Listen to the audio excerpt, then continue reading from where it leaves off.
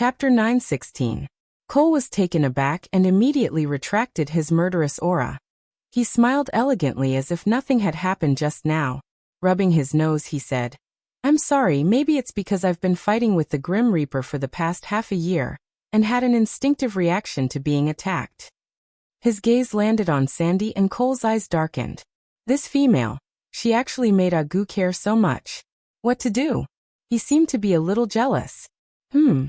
But such an important person had to be saved for the most exciting moment. Smiling, Cole said, "All right, I apologize. Even if you want to punish me, let me remove the bewitching spell on her first. All right?" Gu Mingming took 2 steps back and pushed Boat away with a slap. This fellow was only a second-level beast. Elvis and Cole released their beast pressure at the same time, and he was so scared that his legs were trembling. But even so, he still protected Sandy with all his might. This made Gu Mingming's impression of him even better. Bravery was never about being fearless. It was about choosing to stand out to protect her even though you were clearly afraid. Her best friend had the same taste in men as her. Although this first partner was slightly weaker, he was more sincere. Gu Mingming pushed Boat away and held Sandy's little hand, hugging her gently to calm her emotions. Sandy's bare paws slowly turned into chubby little hands as she returned Gu Mingming's grip. But her eyes were still glaring at Cole with hatred, unwilling to back down. Gu Mingming patted her back lightly and said, "All right, my little Sandy baby, don't be angry at him. It's not worth it. It's better to let Elvis handle things like enforcing the family rules. You just help me decide if I should slice him or shred him, braise him or steam him. That'll do." Sandy was taken aback and said, "Ah, you want to eat him?" Gu Mingming laughed out loud and said, "I don't have such a heavy taste. What I meant was that you just have to help me think of ideas. Leave the physical work to the males." Sandy nodded and said, "I also know that I can't beat him, but I can't stand the fact that he dared to speak to you in such a righteous manner after treating you that way. It's so infuriating." Gu Mingming nodded in agreement. That's right, that's right." Seeing that Gu Mingming did not blame her for being nosy, Sandy felt more at ease. She then held onto Gu Mingming's arm and said, "I feel that since he did something wrong, he should go to the platform of the deity's punishment and let the beast deity punish him." Gu Mingming agreed without hesitation. "All right, I'll listen to you. Then I'll give you a chance to vent my anger on my behalf. Go and personally sentence him." Sandy nodded and walked in front of Cole with her chest puffed out. Just as she was about to speak, her eyes suddenly glazed over, and there was not a single bit of light in her eyes. She felt as though her soul had been sucked out of her, and she fell limply to the ground. Gu Mingming reacted quickly and caught Sandy. Boat also rushed over and took Sandy from Gu Mingming into the stone house. Gu Mingming looked at Cole, who was still smiling. "The bewitching spell has been removed, so do I have to go to the platform of the deity's punishment to receive the beast deity's punishment? If I kneel on the platform of the deity's punishment for 3 days and don't die, you won't be angry with me and Ali anymore?" Gu Mingming laughed and said, "Cole, you seem to be able to run horses on your forehead." Cole did not understand and tilted his head to look at Gu Mingming.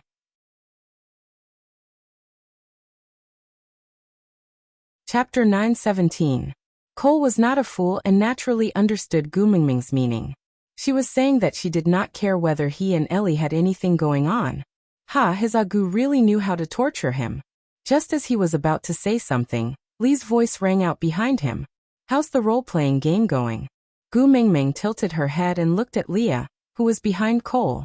He was in a sorry state and had countless wounds all over his body, and under his armpit was the unconscious Qi Xian. Gu Mingming was taken aback. She immediately ran towards Leah and asked with concern, "What happened?" Leah gently hooked Gu Mingming's chin. "Are you asking me or him?" Gu Mingming knew that this he was referring to the unconscious Qi Xian. She also knew that Leah was throwing a tantrum to ease her emotions. Gu Mingming took a deep breath and slowly exhaled. After calming herself down, she replied, "I am asking you too, what is going on?" Leah looked at Gu Mingming, who had calmed down in satisfaction. He then pointed at Cole.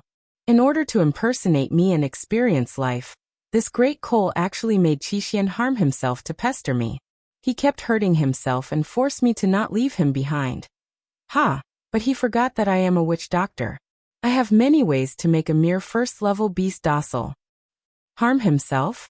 These two words made Gu Mingming's heart skip a beat. She subconsciously went to check on Qixuan's wounds. Leah held Gu Mingming's little hand. Don't worry. Although we wasted some time, he did not hurt himself. Gu Mingming then looked up and gently caressed Li's face. He treasured this face the most. Now there were two hideous wounds below his eyes. They were just a finger's width away from his eyes. If they were just a little further away, his eyes would have been crippled. Gu Mingming's heart ached. She wanted to touch him but was afraid that it would hurt him. She could only ask softly. These wounds were caused by Qixuan? Leah nodded in grievance. He looked like a little wife who had been abused by her mother-in-law. Yeah, Qixuan scratched me. It was very painful. Before Gu Mingming could say anything, Li's expression changed. He looked at Cole with a sinister and evil gaze and said, But this debt will be on Lord Cole. After all, it was you who instigated our family's immature child. Cole responded with the same sinister sneer. Of course it should be on my tab. In any case, the accounts between you and me are quite frequent. It doesn't make much difference if we add one more or one less. Leah was not angry, his voice was as calm as the night sky under the moonlight, so cold that it could penetrate one's bones. Then, I have already returned. Can we end this game of pretending to be Leah for a day? Cole shook his head and said, I have already removed the bewitching spell from Sandy's body, so it's as if I have already paid for it. Naturally, I have to complete this one-day trip to the end, so that I won't feel wronged. Leah, oh, a disguise that has been seen through by everyone. What meaning is there in continuing to exist? Cole replied, So what if I see through you? Maybe Agu wants me to continue staying here? After all, the order I gave Qixuan was to keep you occupied for a day. Gu Mingming instantly understood what Cole meant. If she did not want Cole to stay, then Cole would hold Qixuan accountable for not completing his orders. But this child, Qixuan, was so loyal to Cole. In order to complete his orders, he did not hesitate to attack Leah and even hurt himself. But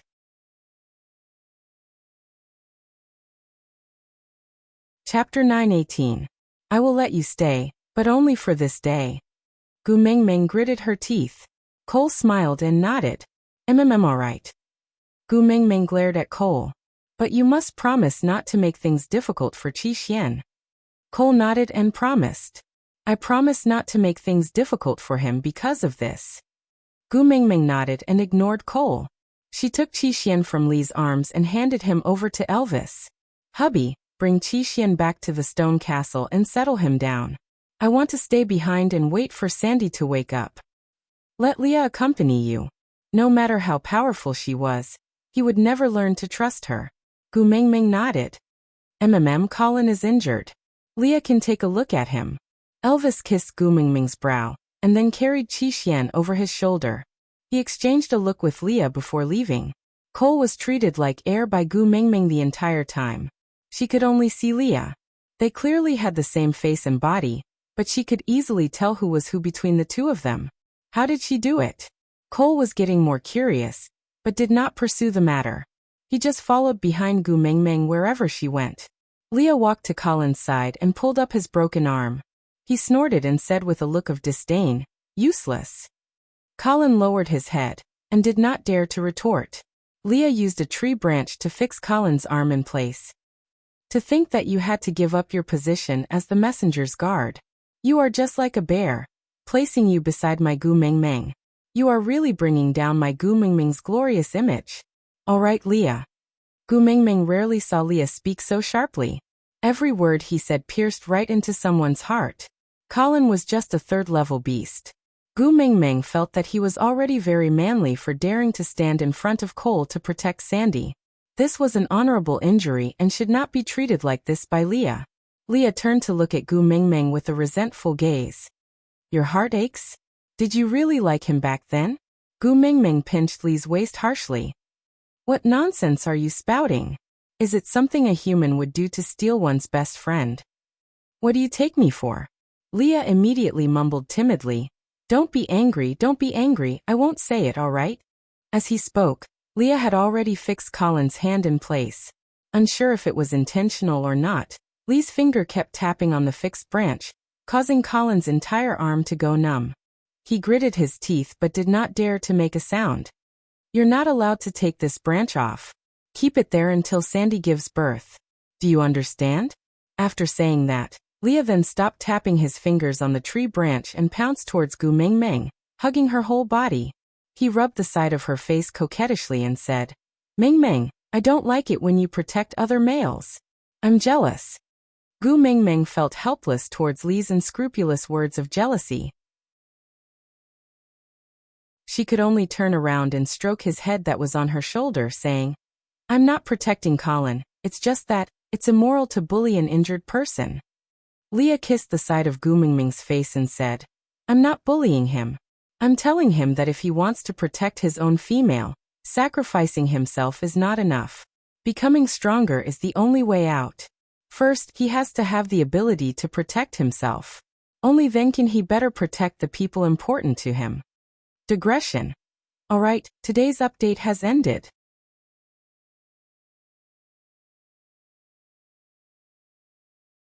Chapter 919.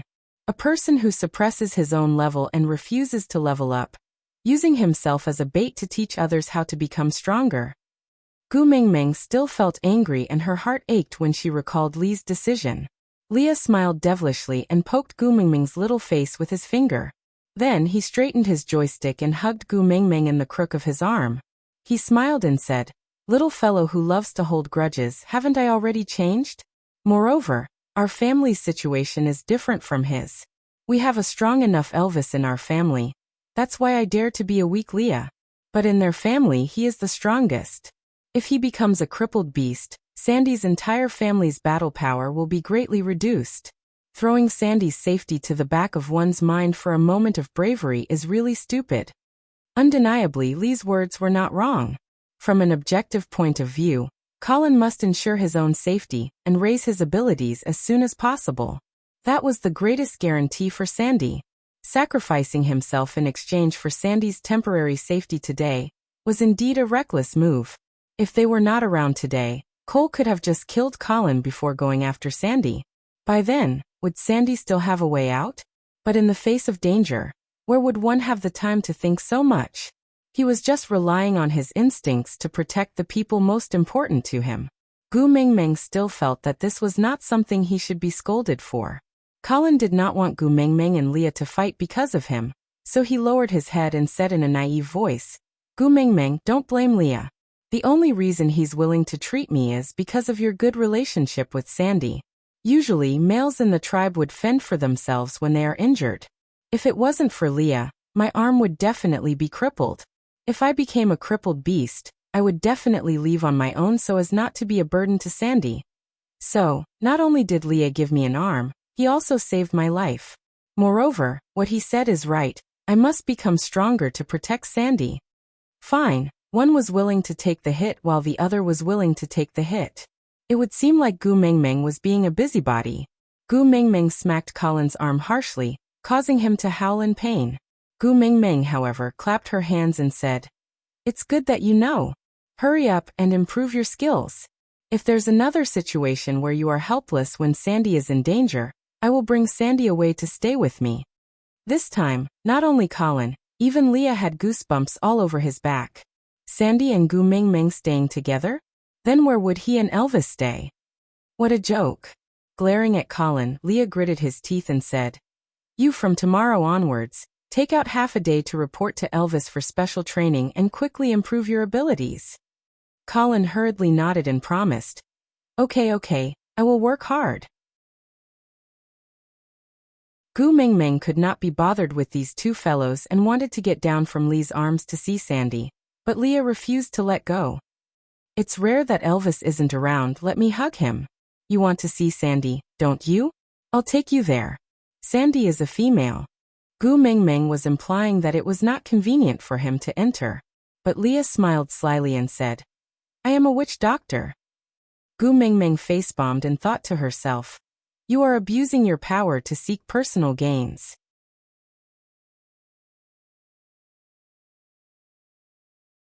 Chapter 920. Sandy was still unconscious. Bode sat beside her, holding her little hand nervously. He stared at her intently, not moving an inch. Leah did not stand on ceremony at all, and lifted his leg to kick Bode to the side. Bode looked at Leah and did not dare to make a sound. Firstly, Leah was a witch doctor and it was beneficial for Sandy that he was willing to take care of her. Secondly, he glanced at Gu Mengmeng, who was placed beside Sandy by Leah. She was the messenger of the beast deity, the biological daughter of the beast deity. She was the amalgamation of thousands of blessings. If she stayed by Sandy's side, she might bring her good luck. Moreover, perhaps the beast deity would look after Sandy and Gu Mengmeng, because they were good friends? Most importantly, in Sandy's heart, Gu Mengmeng was even more important than her partners. If she woke up, she would definitely want to see Gu Mengmeng first. So Bode did not say anything and just turned to walk out. He wanted to find some food to cook so that Sandy would not be hungry when she woke up, and it would be too late. Gu Mengmeng did not have time to bother with Bode. She just held Sandy's little hand and gently stroked the stray hair on her forehead. She said softly, "Sandy, be good and don't make me worry. Quickly wake up, all right? You still have a baby in your tummy. It's not good for the baby if you sleep for too long. Didn't we agree that once your baby is born, you will recognize me as your godmother? You don't even know, my 4 little cubs have grown up and they don't even kiss me. I really miss the times when they were fluffy and acted like a spoiled child by my side. I plan to use the few in your tummy to satisfy my own fluffy fetish. So quickly wake up, all right? Give birth to a few chubby and fluffy little fellows for me to play with?" Sandy seemed to have heard Gu Mengmeng's words. Her delicate brows furrowed before she slowly opened her eyes. She curled her lips and looked at Gu Mengmeng. She opened her mouth and only replied after a long while, "All right." Gu Mengmeng could not help but laugh. She helped Sandy sit up and teased, "You agreed just like that? Your mother's heart is really big." Sandy was also smiling. It was a good thing that Gu Mengmeng liked her child. Why would she not agree? With a slight headache, Sandy did not speak his mind. She used her hands to support her body as she sat up straight and looked at everyone in the room. When her gaze landed on Cole, Sandy shuddered and instinctively tightened her grip on Gu Mengmeng's hand. She looked at Cole warily. "Why are you here? What are you doing?" Hudda. Hudda and the rest? What did you do to the wolf pups? Give the wolf cub back to me. Give it back to me." Gu Mengmeng hugged Sandy lightly and patted her back, saying, "Sandy, don't be afraid, I am here." Sandy's body stiffened, and she allowed Gu Mengmeng to hug her. Then, her head was in a mess and she felt a sharp pain as if she was being stabbed by needles. After a long while, her thoughts slowly returned to normal. How she had been threatened by Cole to go out alone, how she had foolishly believed that Cole and Gu Mengmeng were partners, and how she had even helped Cole and Gu Mengmeng get together. Bit by bit, everything returned to normal.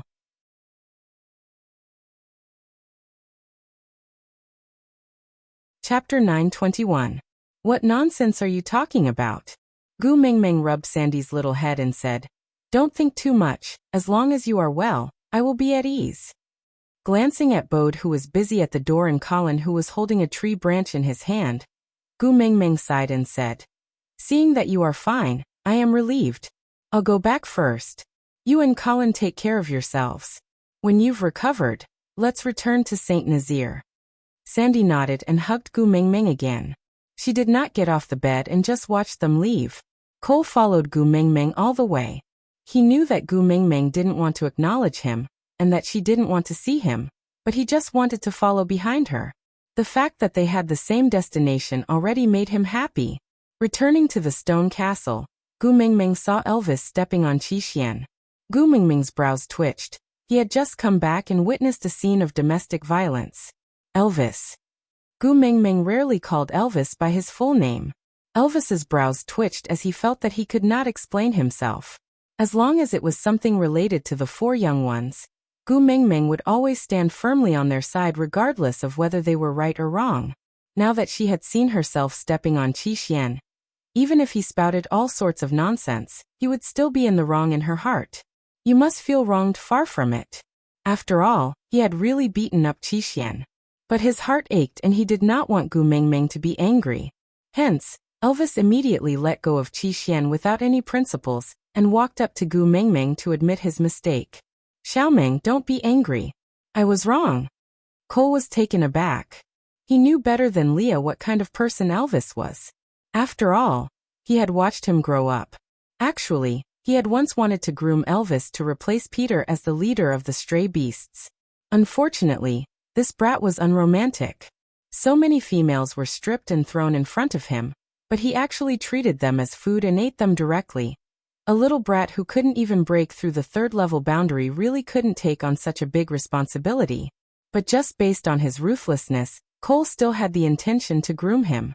However, he actually ran away in the end, letting down his efforts of nurturing him down in vain. But the Elvis who jumped out of the pit covered in blood and devoured his only brother without saying a word, was now, as docile as a dog, immediately wagging his tail and begging for forgiveness when his master called his name? Ha, his Agu was really capable. Not only did she tame the unruly Ninth Highness, she even tamed the bloodthirsty Elvis. Gu Mengmeng had no time to care about what Cole was thinking. She just jumped down from Li's body and pushed Elvis aside to walk to Qishuan's side. Seeing the bruises all over Qishuan's body, her heart ached terribly. Qishuan struggled free from Elvis's legs and wanted to retaliate, but when he saw Cole returning with Gu Mengmeng, he suppressed his anger and stood obediently at his original spot. He lowered his head to look at Gu Mengmeng and called out, "Mummy, sorry for making you worry."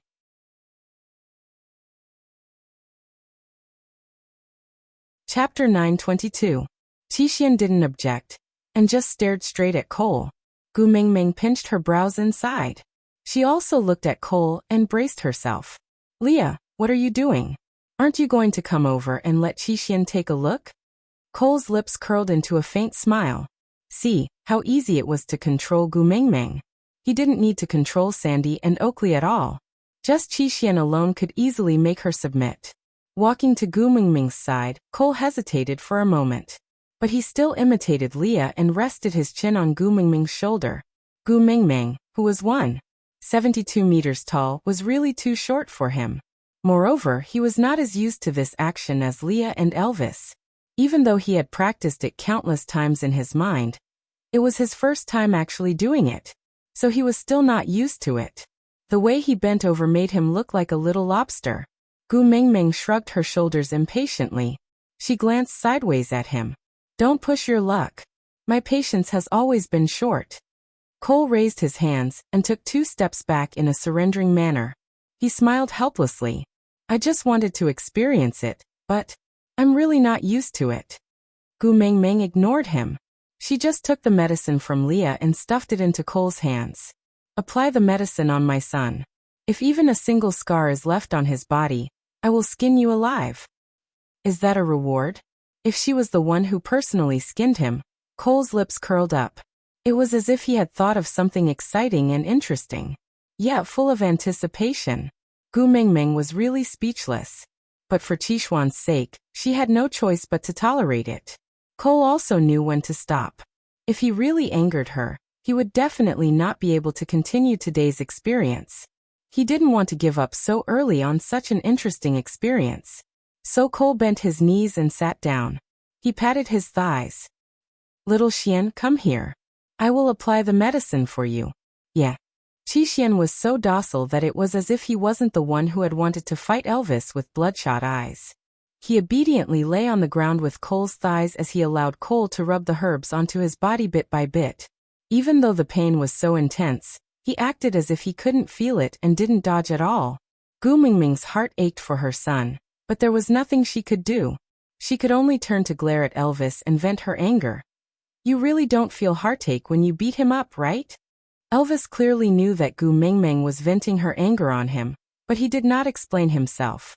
He just wrapped his arms around her waist and brought her into his arms. He summoned his beast ears and fluttered them twice before lowering his head to deliver them to Gu Mengmeng. "I know I was wrong. Let me let you pull my ears, all right?" Gu Mengmeng's little hand touched Elvis's ears. She hardened her heart, but couldn't bear to really pinch it. She only pulled it a few times before letting go. She straightened her neck and glared at Leah. Leah flew into Gu Mingming's arms. He rested his chin on Gu Mingming's knees and supported his cheeks with both hands. He looked up at Gu Mingming with his pure white beast ears quivering. He smiled in a fawning manner. Mingming, do you want to pinch my ears? You haven't pinched my ears in a long time here, pinch them. Gu Mingming was nestled in Elvis's arms, but this slut was lying on her knees. She frowned. Scram as far as Mars is.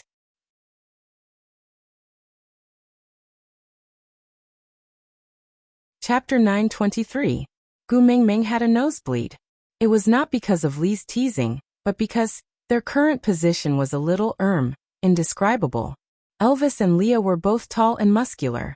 She was nestled in Elvis's arms while Leah was sticking close to her.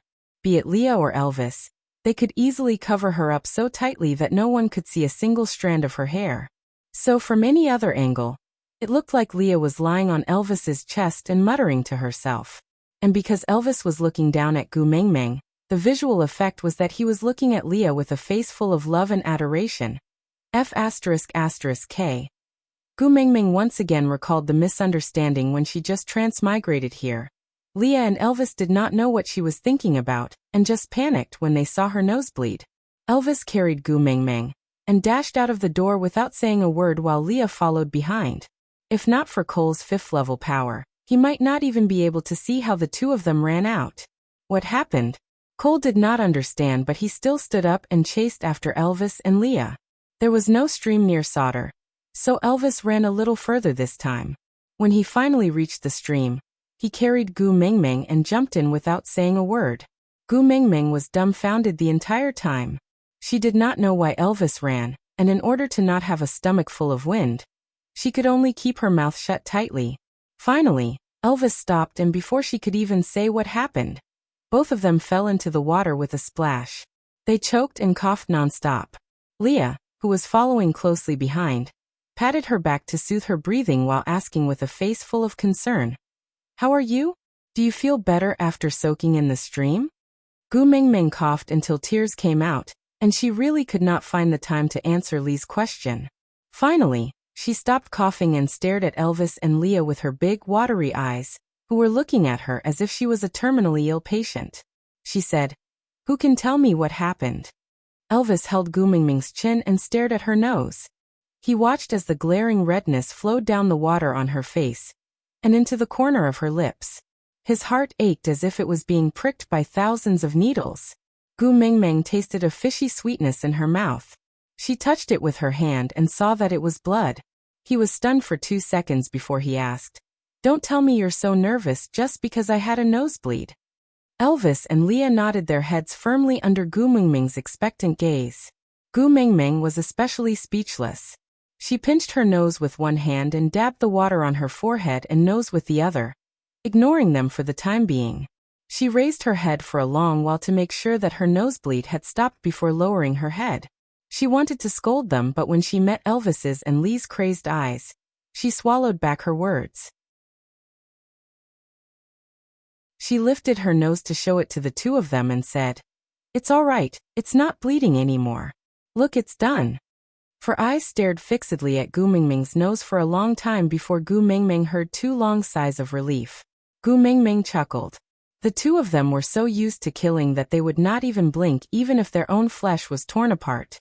Yet they almost went crazy because of her nosebleed. They were really drunk.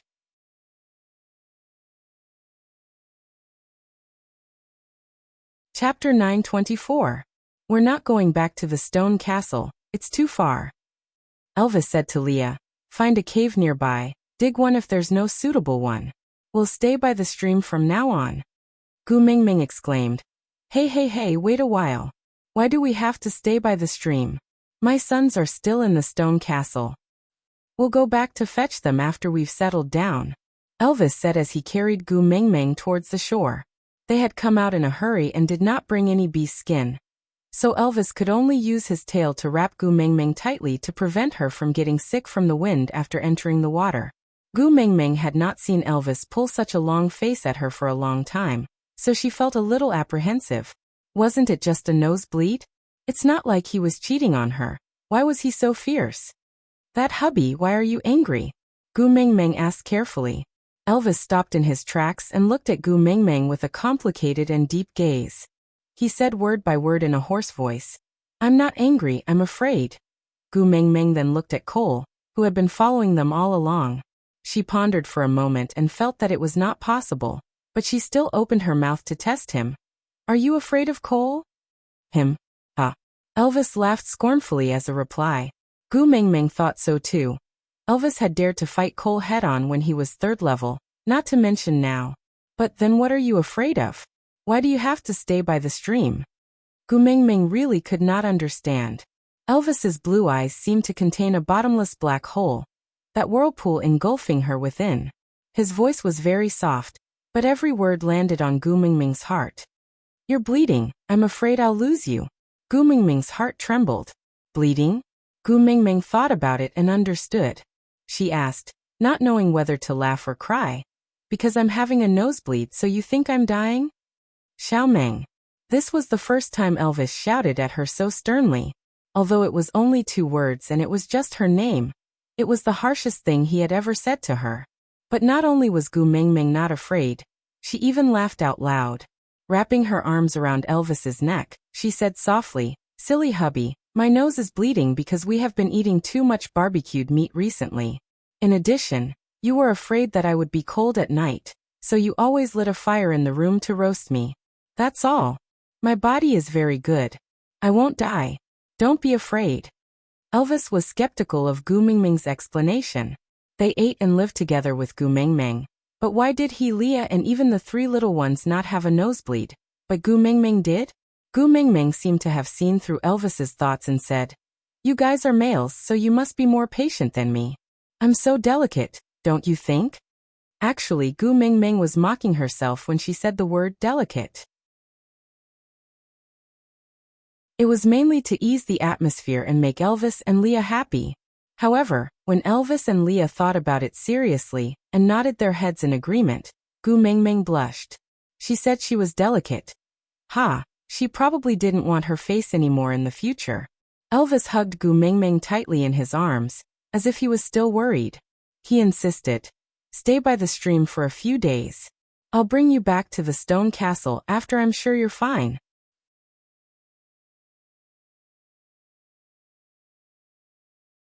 Chapter 925. Banning barbecued meat from the menu? Gu Mengmeng could almost imagine Oraton's murderous expression when he heard this news. When they slept, the 2 of them hugged her together. Wouldn't the attacks she had to endure be multiplied when he unleashed his beastly nature? Was having a nosebleed a heinous crime? Why did he have to punish her like this? Sob. That? I'll confess I lied. Gu Mengmeng put on a pitiful and sincere look as she admitted her mistake. "I saw you and Elvis being too close and thought of some indescribable things. That's why I had a nosebleed. I promised to control my imagination, and not to let my imagination run wild in the future. Can we just pretend that nothing happened?" Leah was taken aback for a moment. Then he reached out and knocked Gu Mengmeng's head. "I've already mated with you. You actually still want to push me to someone else?" "Elvis is not someone else." Gu Mengmeng mumbled softly. "Gu Mengmeng." Leah gritted his teeth, growling her full name. Seeing her nosebleed just now, both his and Elvis's hearts almost stopped beating in fear. Heaven knew how afraid they were of losing her just like that. But her nosebleed was actually because she was fantasizing about those things again. "I was wrong." Gu Mengmeng lowered her head, not daring to talk back. Leah clenched his fists, really wanting to crush her to death. But before he even lifted his hand, he already knew that he could not bear to hurt even a single strand of her hair. Looking up at Elvis, Leah said unhappily, "You're the first partner, aren't you going to do anything about it?" Elvis's face was black the entire time. Only heaven knew that his teeth were about to bleed from clenching so hard. He only replied coldly, "Even you can't do anything to her, but you think I can?" Leah glanced at Cole, who was watching the show from the corner of his eyes. His face full of surprise really pissed him off. "Wait a minute, Cole." Leah suddenly laughed and said, "I'm really not in a good mood. Why don't we go home and train the 4 little ones? I feel that although your father's method of training you was a little cruel, it's not completely without merit. With some slight modifications, It would definitely be suitable for Hutta and his brothers. Elvis and Leah had worked together for many years, and only needed a second to understand each other. Hence, he curled his lips and revealed a cold smile. That's good too. I couldn't do anything to their mother, so I could only vent my anger on the four of them. It was only right and proper for a son to repay a mother's debt. Ha! I suddenly feel that I can understand what Peter did back then. Gu Mengmeng was really starting to have goosebumps.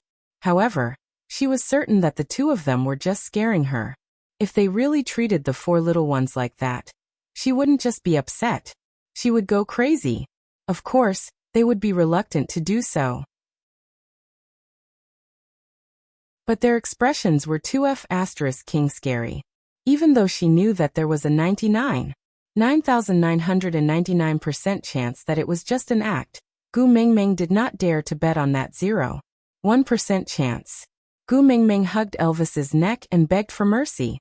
Hubby, I was wrong. I was really wrong. I won't let my thoughts run wild in the future.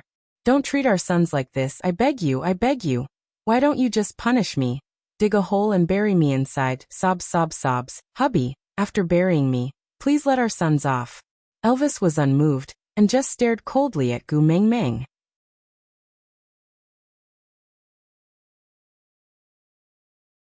Chapter 926. How long had it been since she called him Daddy Leah? He had tried to coax her to call him that when he was in a trance, but she refused. Now, how could he bear to really make her sad? He was just scaring her as punishment. But any kind of punishment? What kind of fox would he be if he didn't reject a gift that was delivered right to his doorstep? Any kind of punishment? Leah suppressed the urge to smile and asked in a cold voice. Gu Mengmeng nodded her head vigorously and said, As long as you don't bully my sons, I will accept any kind of punishment. Leah then tapped Gu Mengmeng's little nose with a chuckle and said, Remember your promise, if you dare to go back on it. I will put the blame on Hutta and his brothers. I don't dare to, I definitely won't go back on it. Gu Mengmeng hurriedly waved her hands and shook her head, being extremely obedient. Leah gave Elvis a look, and the two of them tacitly decided to forget about this matter. After all, if they continued teasing her and she really cried, they would be the ones who would feel heartache. Seeing that her man's expression had softened, Gu Mengmeng was not too worried that she had sold herself out with her promise just now.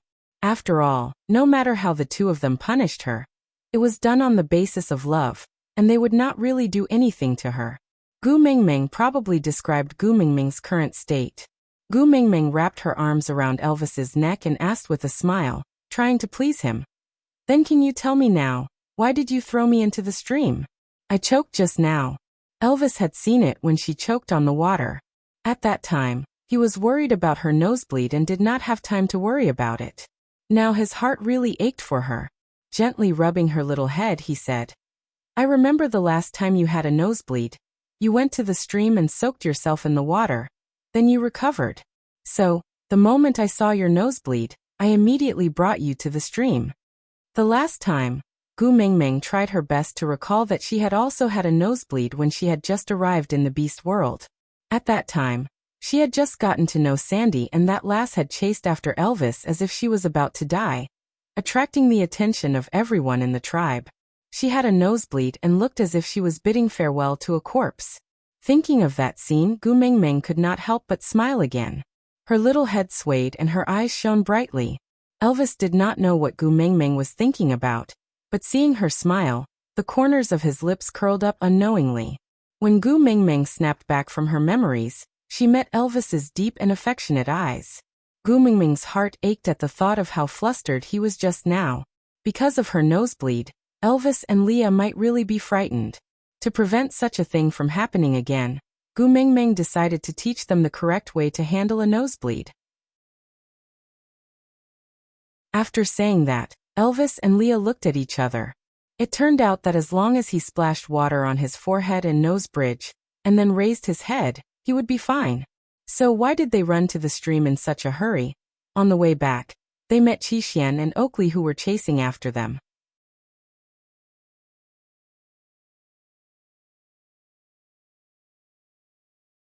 Chapter 927.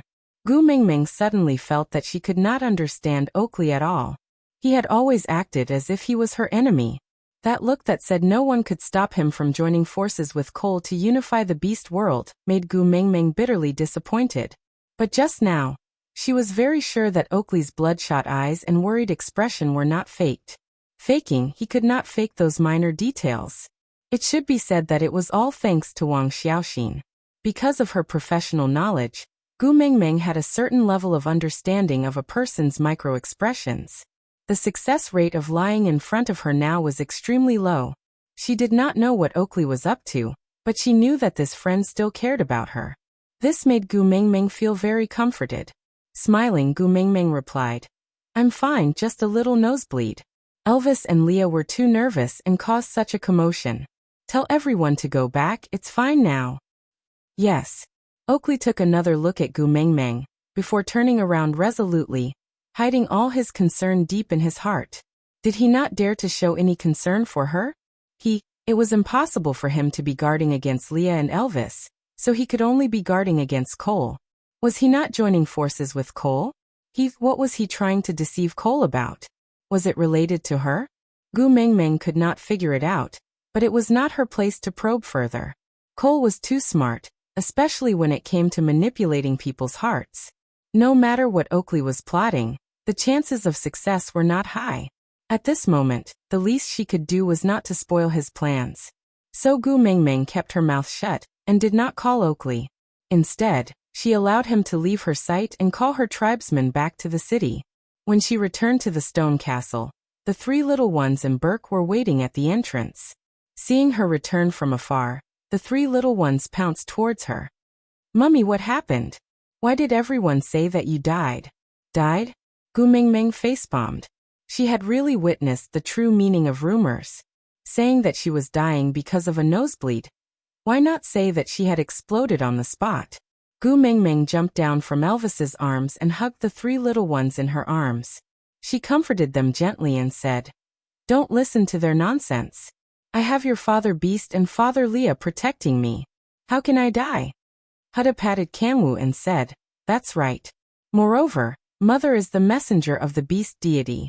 She said she has someone protecting her." Gu Mingming was tickled by Huda's grown-up look and added, "That's right, Mummy has people above me." Seeing that Gu Mingming was fine, Kanwu was relieved. He teased Huda. I wonder who was the one who looked as though he was struck by lightning. His eyes were dripping with oil. Does that mean Huda cried just now?" Huda blushed and said, "Don't talk nonsense, I didn't." Jiaoyu shook his head and took out a piece of beast skin from the house to pass to Gu Mingming. "Mummy, you are drenched. Wrap it up with the beast skin first. Don't fall sick." Gu Mingming nodded and took the beast skin from her son to wrap herself up. Then she kissed Jiaoyu's little head and said, "Our Jiaoyu is so considerate." Jiaoyu chuckled and turned to look at Cole. "Father Leah, aren't you going to boil the water? My mummy is freezing." Cole was first taken aback before he smiled and said, "All right, I'll go boil the water." Aside from the topic, "My babies, it's the end of the month. The tickets don't have to expire. Give them to me, on account of how hard I worked to save them, yeah. Babies, today's update has ended."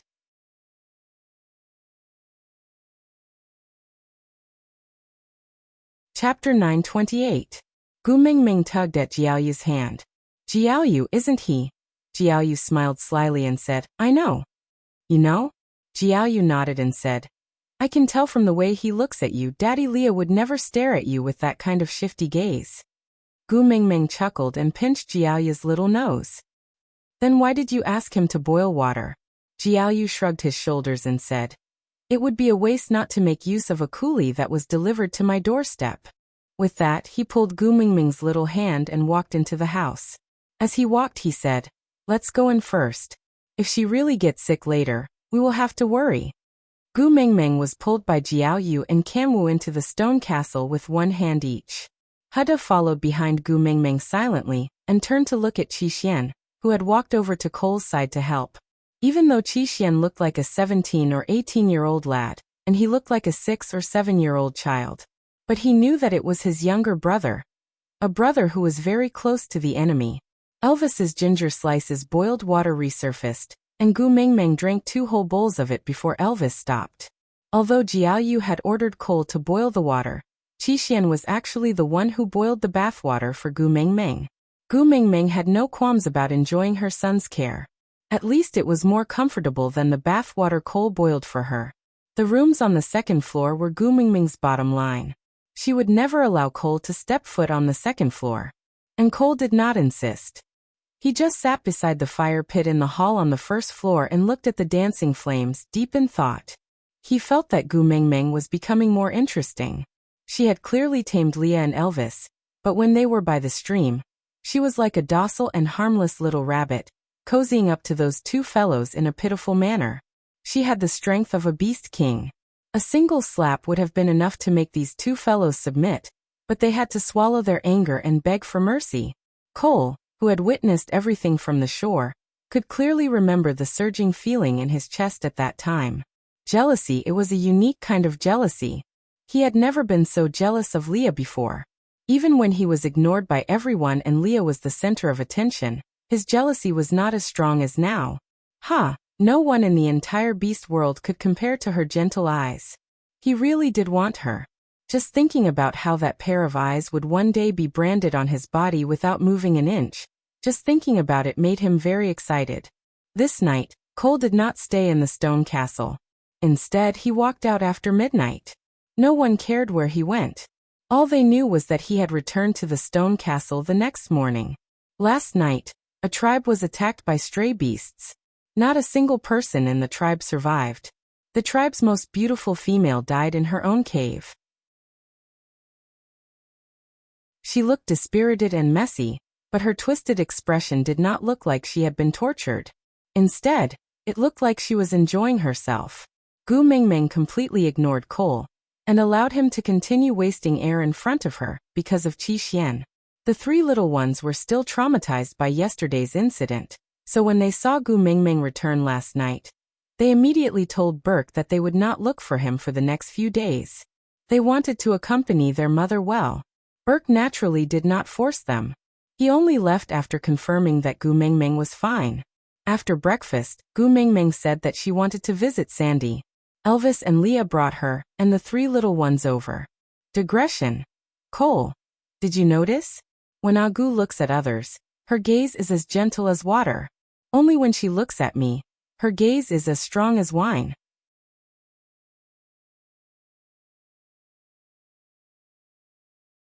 Chapter 929. Cole followed closely behind. Even though he was just a step away, he still seemed out of place. He would never be able to blend into their scenes, and could only follow them like a demon. Qixuan followed beside Cole, and even though he belonged to the bright side, he still hid himself in the shadows. If not for that, Gu Mengmeng could have completely destroyed Cole. Qixuan knew that his choice had caused trouble for his mother. He was very apologetic, but he did not regret it. Even if one day, his mother was sick of the shackles he had created and killed him, he would not regret it. After all, that evil person in everyone's eyes was the one who had woken him up from his long slumber, and trained him little by little when he could not even stand up due to his prolonged coma. Most of his memories were related to him. Having depended on each other for so long, Qixuan had already treated Cole as the most important person in his life. Moreover, he was indebted to him. He could only repay this debt himself. When Gu Mengmeng arrived at Sandy's place, Boat had already prepared lunch. Elvis handed Gu Mengmeng over to Leah, before bringing the 3 little ones with him to an empty space outside the tribe to begin their training. Gu Mengmeng felt that there was no need to rush. After all, Colin's hand had just been injured yesterday. Shouldn't he rest for a few days? But Elvis and Colin both said that males were not so fragile. As long as Lee's splint was not removed, it would not be a big problem. Colin was more desperate than anyone else to raise his own abilities. After all, he was the strongest partner in Sandy's family. If he could be promoted again, the entire family's fighting power would rise by another level. Seeing that she could not stop them, Gu Mengmeng instructed Elvis to be careful and not to aggravate Colin's injuries. Sandy also told Colin not to be stubborn, and then let them leave. Cole did not leave. Instead, It was as if he did not understand Sandy's family's wariness and disgust, as well as Gu Mingming's disregard. He just followed Gu Mingming quietly, without saying or doing anything unnecessary. After having lunch at Sandy's place and chatting with her for a while, Gu Mingming prepared to return to the stone castle. After all, Sandy was pregnant and needed more rest. If she was here, it would be difficult for Sandy to relax and rest well. Not to mention that Cole was following her. The moment she stepped out of Sandy's house, she felt a familiar beast pressure. Well, now, there were not many people who dared to release their beast pressure in front of Gu Mingming. Gu Mingming chuckled and jumped down from Li's arms. She took 2 steps forward, and when she looked up, the huge snake head was already inches away from her. Gu Mingming smiled innocently with curved eyebrows, but she did not hold back at all when she struck. With a slap on the lower jaw of the snake, the entire snake was flipped over and fell backward.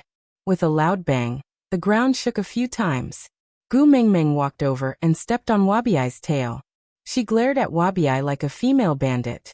"Hey, little shit. You are asking for a beating again." Wabiai felt refreshed from the slap and his bones loosened up significantly. He tilted his head and transformed back into human form. Tutang, he pushed Gu Mingming's foot away from his ankle and said, "What do you mean by asking for a beating? I'm here to challenge you."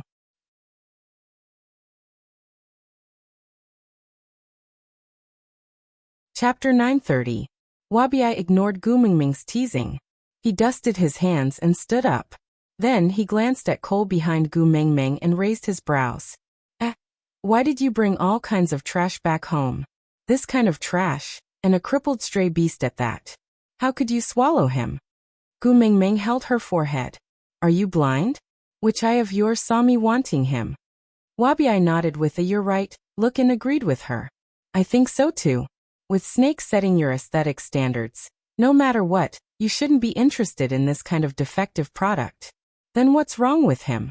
He's sticking to you like glue. Doesn't your little wolf cub care about him?" Little wolf cub. Indeed, the 16-year-old Elvis could only be considered a little wolf cub in front of the 800-year-old Wabiai. But she was already feeling very awkward. She had become an old cow at the age of 19 to eat Elvis. Yet, Wabiai kept bringing up the issue of age to make things difficult for her. Gu Mingming pinched her brows and sighed. "Little shit. I feel that I was too light with my slap just now. Why don't we go for another 300 rounds? What do you say?" Wabiai did not know that he had stepped into Gu Mingming's minefield by calling her a little wolf. He just shrugged his shoulders and said, "Forget it, I'm used to being beaten up 300 times by you. So it's nothing much, but when your hand starts hurting, Snake will blame me for making you suffer." Gu Mingming's eyes widened. Gu Mingming grabbed Wabiai's forearm with both hands. She looked up at him. "But I really want to hit someone now. How do I break this?" Actually, she wanted to grab his shoulder. But the difference in height was really cruel and torturous. Wabiai pointed at Cole behind Gu Mingming. "Hit him. Isn't he a ready masochist?" Gu Mingming turned back to look at Cole.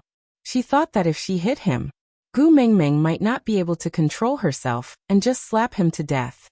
But if she really slapped him to death, Qi Xian would definitely blame her. Then she would really lose this son of hers. Gu Mingming shook her head. "It's too disgusting to slap a cockroach with my bare hands. I can't bear to do it." Wabiai laughed heartily and said, "Why does it sound like you hit me because you think highly of me? Should I be grateful?" Gu Mingming nodded in agreement. But Wabiai scoffed in disdain, before turning to walk back with Gu Mingming shoulder to shoulder. As they walked, he reported the situation of the Snake King Valley after the end of winter. In the past, with Snake around, no one dared to enter the Snake King Valley. And in the first winter after Snake left, some of the more daring orcs started plotting against the Snake King Valley. During winter, the snake beasts needed to hibernate, and they were basically in a state where they were at the mercy of others. Hence those people sneaked into the Snake King Valley, and found a few caves where the hibernating snake beasts lived. They wanted to eat the hibernating snake beasts to raise their own powers. Well, a few snake beasts did die, but those who sneaked in didn't make it out alive.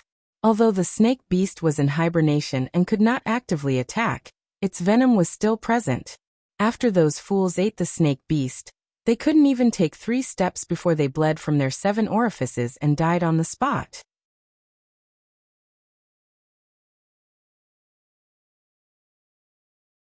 Chapter 931. Gu Mingming was taken aback. You massacred their tribe? Wabiai shook his head and looked at Gu Mingming as though she was a retard. If I had that much free time, I would have just massacred them. Why would I send the corpses? Gu Mingming agreed. Sending the corpses was a warning to them. She wanted to tell them that this was the consequence of attacking the Snake King Valley. If they were going to be killed, why would they send the corpses?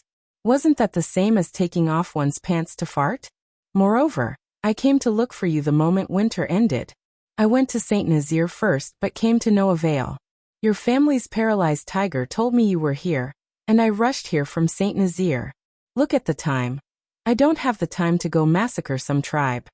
Wabiai said confidently with a look of disdain. Gu Mingming nodded in agreement. Then why was their tribe annihilated? Wabiai laughed dryly.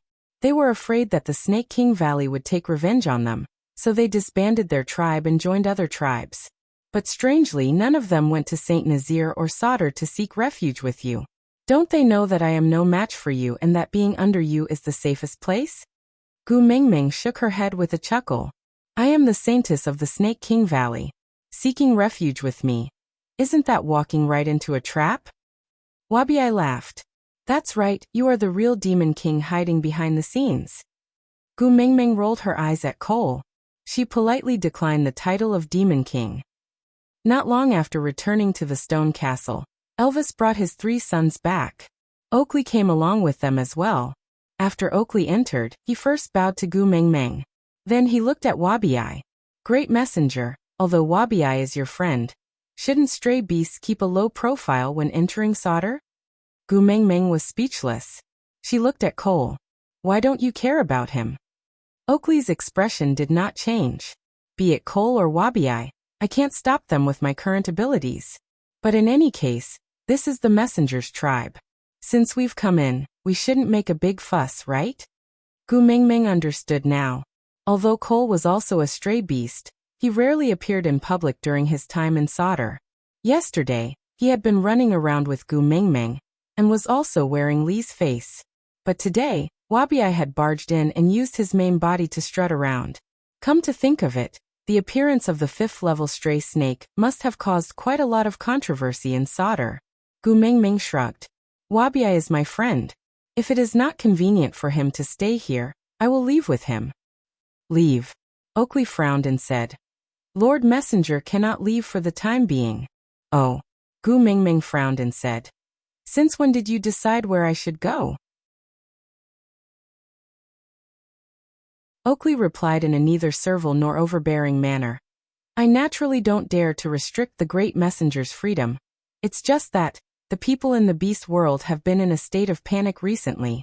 After knowing that the messenger is staying in Sadr temporarily, a few tribe leaders have already sent people over to seek an audience with you. To prevent unrest in the beast world, it was better for the great messenger to meet him. After all, the trouble was caused by the Snake King Valley. Gu Mingming raised her brows. She instantly understood.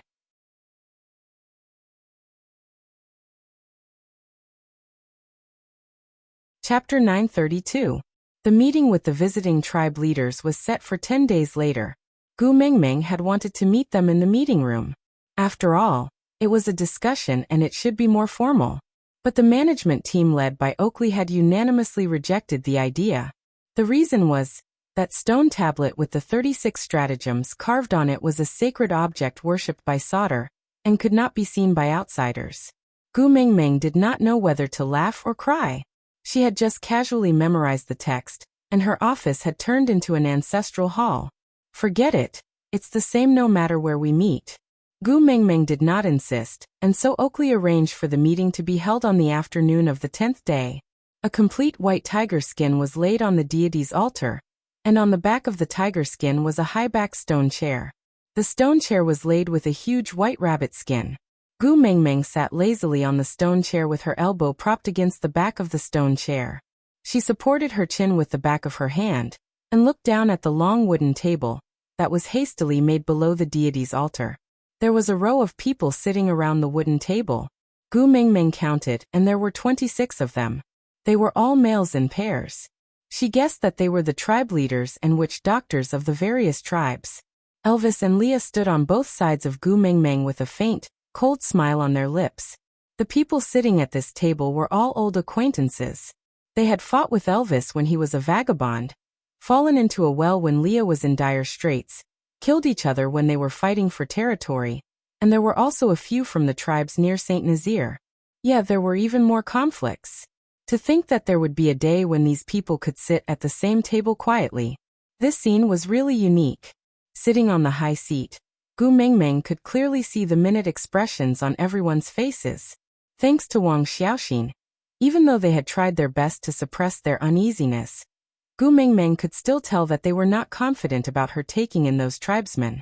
They all knew that Gu Mingming had inherited all of Snake's abilities and memories, but who knew if she had also inherited his personality? He was a person who would seek revenge for the smallest grievance. Gu Mingming chuckled and gave Oakley a look. Oakley, who was standing at the side of the altar, took a step forward and spoke first. Various leaders and witch doctors have come from afar. Oakley, as the city lord of Sauter, welcomes all of you. Actually, the people of the beast world were really not good at nor were they used to such elaborate formalities. As such, after Oakley finished his welcome speech, everyone looked at each other and did not know how to respond. Wabi leisurely walked out from the shade. Due to his identity, he did not go up to the altar. Instead, he stood beside Oakley and leaned against the edge of the altar. Before he could speak, the 26 people who were sitting at the original spot stood up as though someone had stepped on a power source. They looked at Wabi with a guarded stance. Wabi snorted in disdain. What's the point of saying such useless things? If you want the Snake King Valley to let you go, what do you intend to use in exchange? Everyone was taken aback, before instinctively looking at Gu Mingming. After all, she was the one with the highest authority here. Even Wabi had to act according to her wishes. Only when she gave the order would the final decision be made.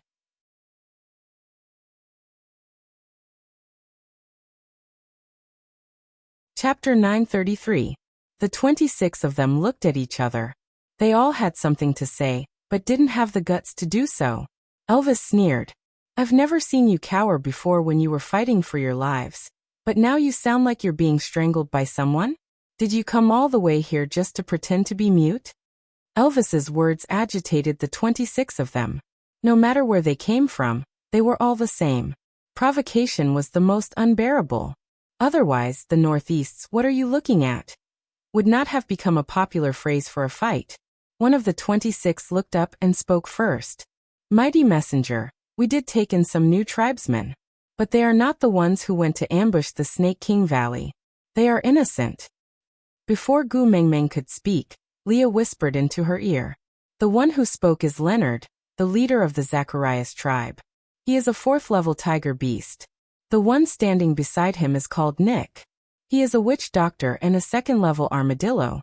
They are quite far from St. Nazaire, and have not had many encounters with us.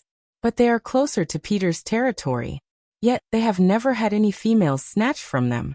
Clearly, they are very powerful. Gu Mingming nodded to indicate that she understood. Then, without any special expression on his face, he maintained a casual look and said, I'm innocent. What kind of place is the Snake King Valley?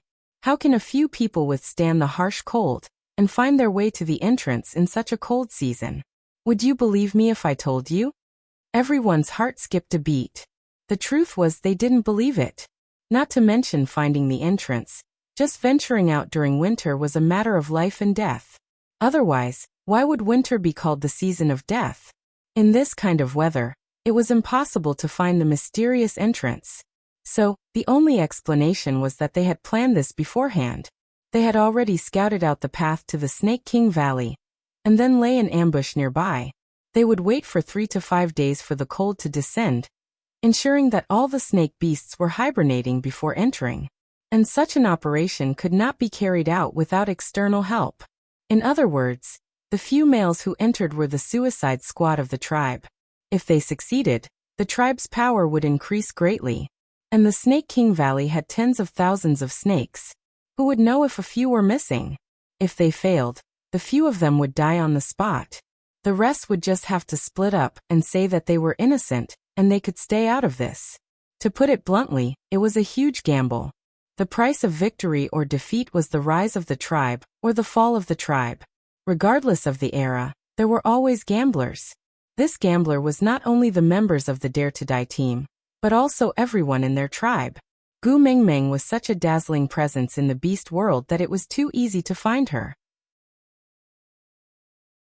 Wasn't Fei Rui the best example? But everyone obviously knew that she was the sacred maiden of the Serpent King Valley. But not a single one of them came to inform her, wasn't it? Now that things have come to this, you want to use an excuse of innocent to settle the matter? Did he really treat Gu Mengmeng as a fool? The atmosphere instantly turned solemn. Gu Mengmeng could clearly see fear on the faces of the 26 people. It had nothing to do with whether she had revealed her Beast King's aura. It could only be said that they had a guilty conscience.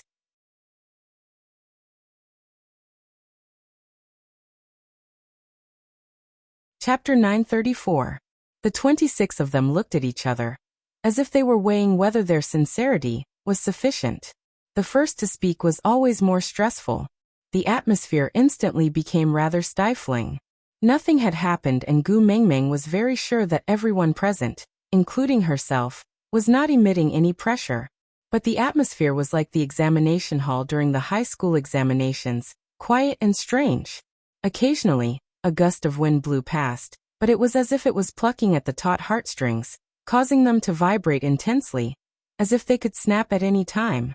I am Hanston, the leader of Franks, a third-level rhinoceros orc. One of them stood out and spoke first. He had a head of gray short hair that did not look old, but was extremely fashionable. He was only wearing a leopard print hide, revealing his well-built body. His face was suspiciously dark red as he stared straight at Gu Mengmeng, as if trying to convey a sense of confidence. His fists were clenched tightly by his sides, as if he was not used to such an occasion. I am willing to offer all my loyalty to the messenger and become your partner. This way, Franks will be like Saint Nazir, a tribe belonging to the great messenger. Gu Mengmeng was taken aback.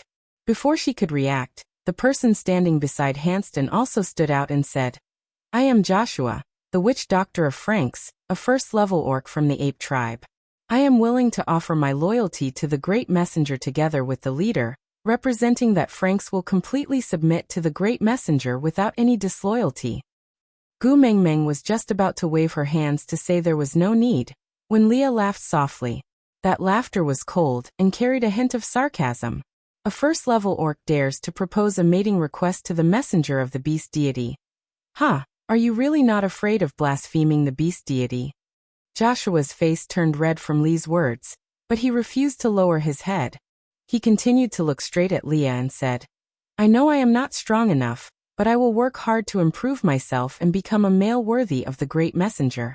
Perhaps the great envoy doesn't remember me, but I remember the great envoy. From the first time I saw the great messenger, I have already deeply admired you. Please give me a chance to become your tribesman. Gu Mengmeng. When did she attract such a peach blossom? Why did she not have any impression of him? Lord Envoy. Joshua was not discouraged. Although he was the only first-level orc among everyone present, he was still too weak compared to the competitors who did not even have the right to enter the arena, much less those perverts around Gu Mengmeng. But even so, he did not want to give up the chance to confess, because he really liked Gu Mengmeng. So Joshua took a step forward and continued. Francis and Saint Nazir share a border. If the great messenger accepts us, we are willing to give up the name of Francis and integrate into the Saint Nazir tribe. In that case, Saint Nazir's territory would at least double.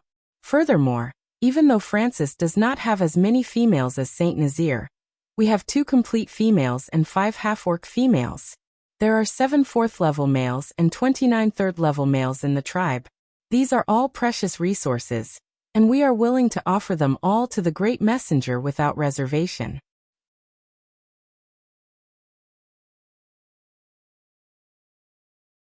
Chapter 935. Huh? Elvis, who had remained silent all this while, suddenly laughed. The bloodlust and coldness that had not been shown for a long time permeated every cell in the air. Although it was just a simple sound, it sent chills down everyone's spines. They were as silent as cicadas in winter, not daring to say another word. They just looked at Elvis quietly, waiting for him to continue. After all, this Saint Nazir tribe leader, and the witch doctor beside him had already swept through many tribes when they were third level. Relying on their perfect teamwork and reckless fighting style, they had forced many people to suffer losses from them. After the arrival of the messenger of the beast deity, these two seemed to have disappeared without a trace and did not commit any bloody killings anymore. However, their past great achievements were still fresh in people's memories. Today one of them was a 5th level and the other a 4th level. That made them even more of a Yama, that no one dared to provoke. Elvis stretched his neck to the left. Those who were familiar with him knew that this was a sign that he was about to attack. This time, no one dared to speak. If Saint Nazir wants territory, we don't need Xiao Meng to mate. Elvis took half a step forward, like a god of war looking down on everyone. The sunlight shone on his face, but no one dared to lift their heads to look at his facial features. They could only feel their bodies trembling and crazily wanted to kneel down and beg for mercy. Seizing by force is my way of doing things. A faint smile had already appeared on Li's face. That smile was one that everyone was all too familiar with. Before he met Gu Mengmeng, how many years had this smile been on his face? The more angered he was to the point of wanting to kill someone, the more elegant and charming his smile would be. His voice was also filled with coldness. That light sentence made the atmosphere of the entire scene drop by quite a bit. Has Francis' water source problem been solved? If I don't give you water during this dry season, I wonder how long you guys can last. Leah said these words with a concerned expression, stabbing at the weakest spot of the other party with all his might. Every stab did not draw blood, but he had a firm grasp on the other party's lifeline. When your tribesmen either leave or die due to lack of water, do you think there will be anyone who dares to fight with Saint Nazir for France's current territory? Hanston and Joshua were both speechless. Yes, they had no water. In the past, it was still all right when everyone was in a drought, but last year, Saint Nazir started to release water for everyone. That was the happiest dry season that Frank had experienced in 1,000 years. If Leah cut off Francis' water supply, the people in the tribe would definitely leave, because as long as they went to another tribe, they would be able to drink the water provided by Saint Nazir again. By then, Franks would be doomed. Naturally, no one would dare to fight with Saint Nazir for the territory. After all, who wouldn't be afraid that the next tribe to have their water cut off? Li's gaze swept across the crowd below the stage and he chuckled. Some tribes lack water, some lack food. Some tribes' last female has already been dead for half a year. Some tribes' territories have been used by the stray beasts as their food source during the winter season all year round, suffering attacks year after year without any ability to retaliate. TSK. Aren't you ashamed to use such a family as dowry to talk about mating with my Meng Meng? Li's words silenced the others who had wanted to mention mating. No one dared to step forward.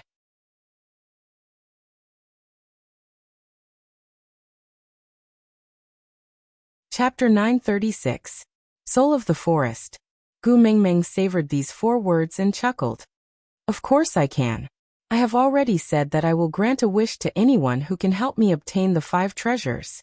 If your wish is for me to not pursue the matter, I can agree to it now. All right, it's a deal.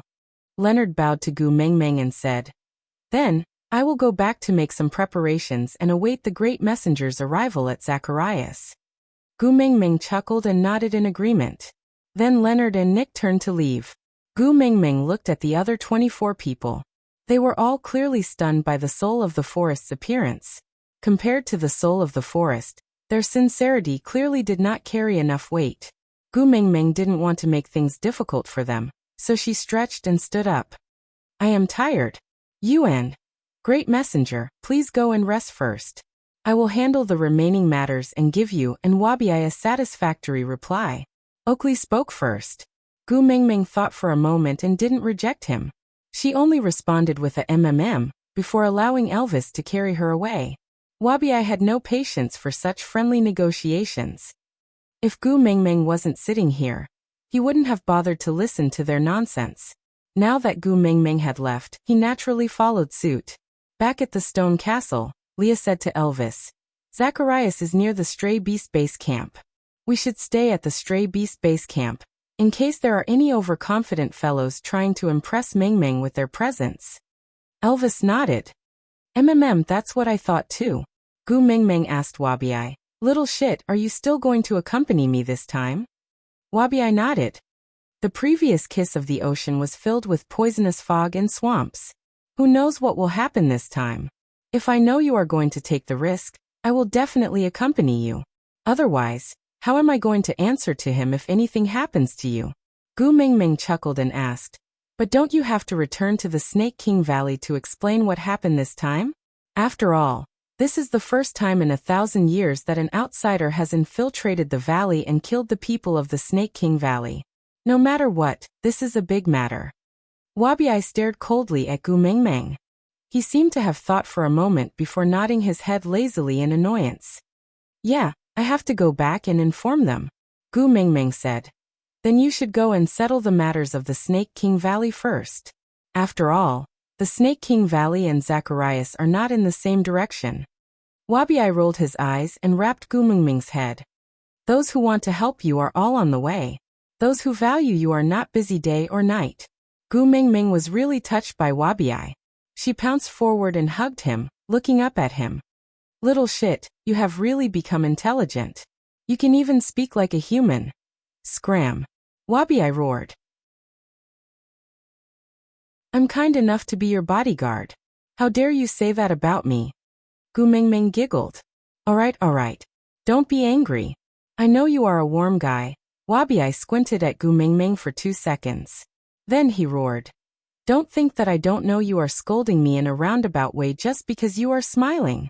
A warm guy is definitely not saying anything nice. Can't you say anything nice about me?" Gu Mengmeng shrugged helplessly. After all, a warm guy in the eyes of males was equivalent to a green tea bitch in the eyes of females. So Wabi's words were not wrong. "But little shit, Gu Mengmeng was sincerely praising you this time. Aside from the topic." "Wabi, Gu Mengmeng, I treat you as a friend. Why are you treating me as a warm guy?" Gu Mengmeng shrugged helplessly. "I am really not scolding you this time. Why don't you believe me?"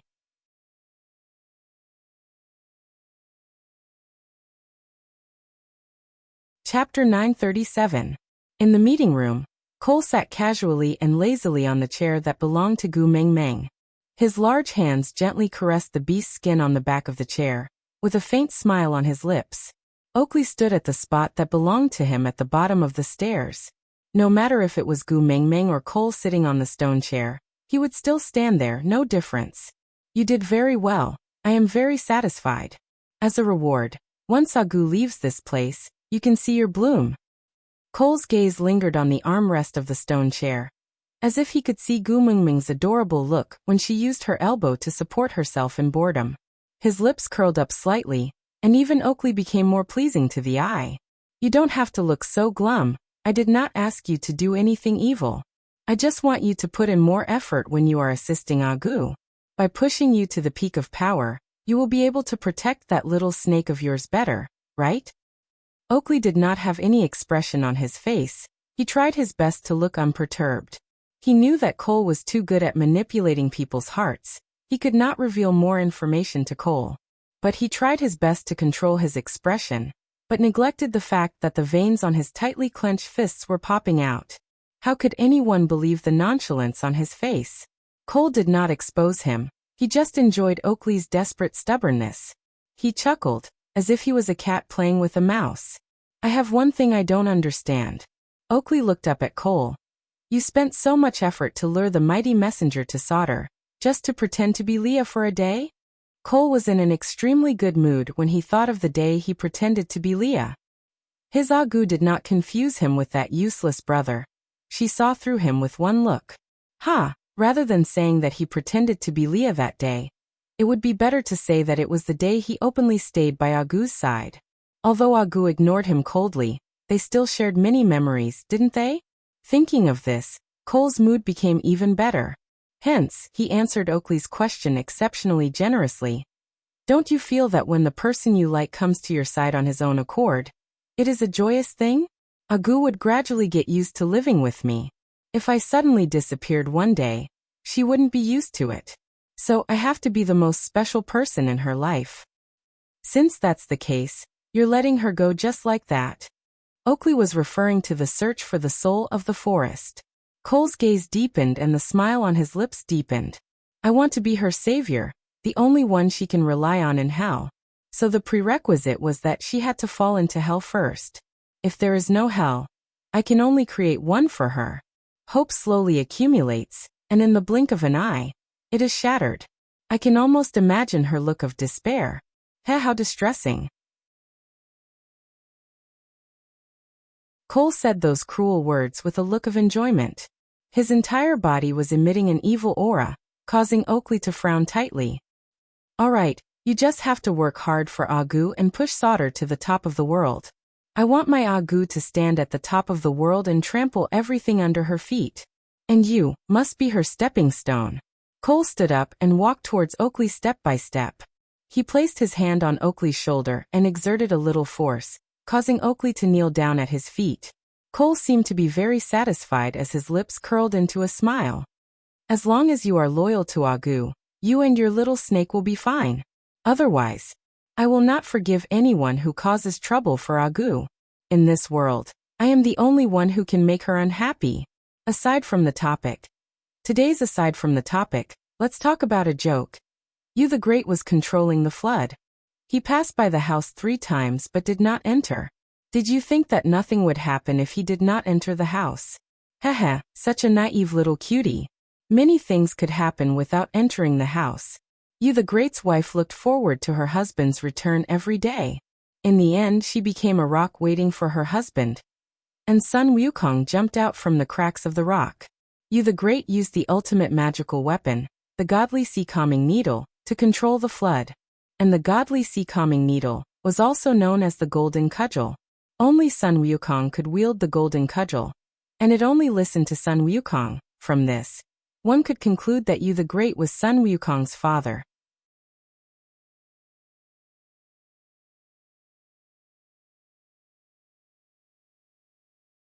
Chapter 938. Before Gu Mingming left, she went to see Sandy. Sandy's tummy was getting bigger by the day, and it was getting more and more inconvenient for her to move around. Gu Mingming had wanted to wait for Sandy to finish giving birth before setting off, but it would be the dry season by then, and any movement would become torture for Wabiai. He had to return to the Snake King Valley to recuperate. Although she really didn't need a bodyguard now as no one could do anything to her even if she ran around on her own. But towards Wabiai, apart from the friendship between friends, she also felt a sense of guilt. After all, she was the one who had snatched away the most important person he had relied on for 800 years. So she had the responsibility to comfort his boring life. Moreover, Gu Mingming had already decided that she would never abandon the 3 little ones. Thinking back to the incident at the bottom of the ocean, Gu Mingming felt more at ease with Wabiai by her side. After all, if anything happened, Elvis would definitely protect her first. By then, there would be a gap in the safety of the 3 little ones, and it would be easy for others to take advantage of it. So Wabiai could fill this gap with his presence. Moreover, Cole had already promised not to find trouble with Sandy, so Gu Mingming decided not to wait for Sandy to give birth. She would look for the soul of the forest now. It would be best if she could finish it quickly and return before Sandy gave birth. Once Sandy heard that Gu Mingming was leaving, she hugged Gu Mingming and started crying. Gu Mingming knew that a pregnant woman's emotions would fluctuate greatly, so she patiently coaxed Sandy for a long time.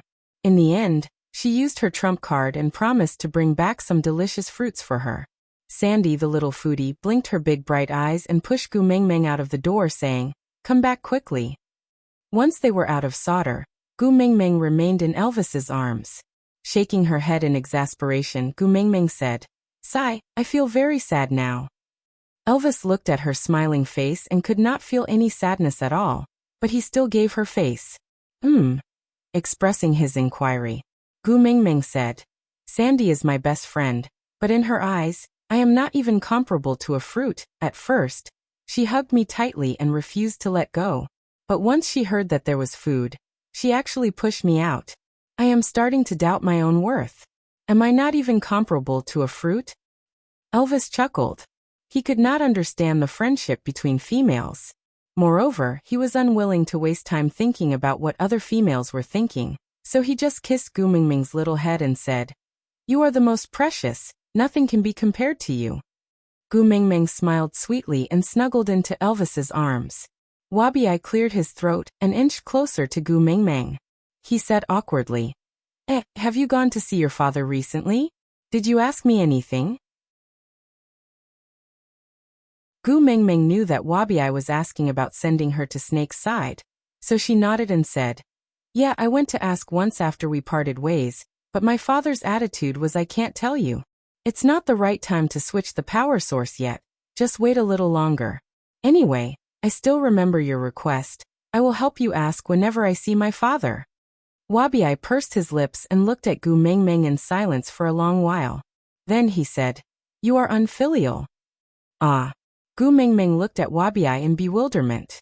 She did not know where his conclusion came from. Wabi said, "You could only stay in the cave for the entire winter without doing anything. Yet you only went to see your father once. If you are not unfilial, then what is?" Digression. Based on the above argument, we can continue to elaborate. There is a joke on the internet about Sun Wukong saying that monkeys are monkeys after all. After staying in the immortal peach garden, the 7 fairies only went to eat peaches. However, have you all forgotten that the 7 fairies are the same color as the Calabash brothers, and there are exactly 7 of them?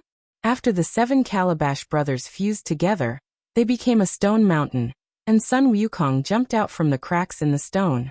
So the conclusion is that Sun Wukong is the Calabash brothers' father. Then the Calabash brothers' father is Sun Wukong. Sun Wukong's father is Yu the Great. Do you still think that it was a coincidence that the old man sowed the seeds of the Calabash brothers?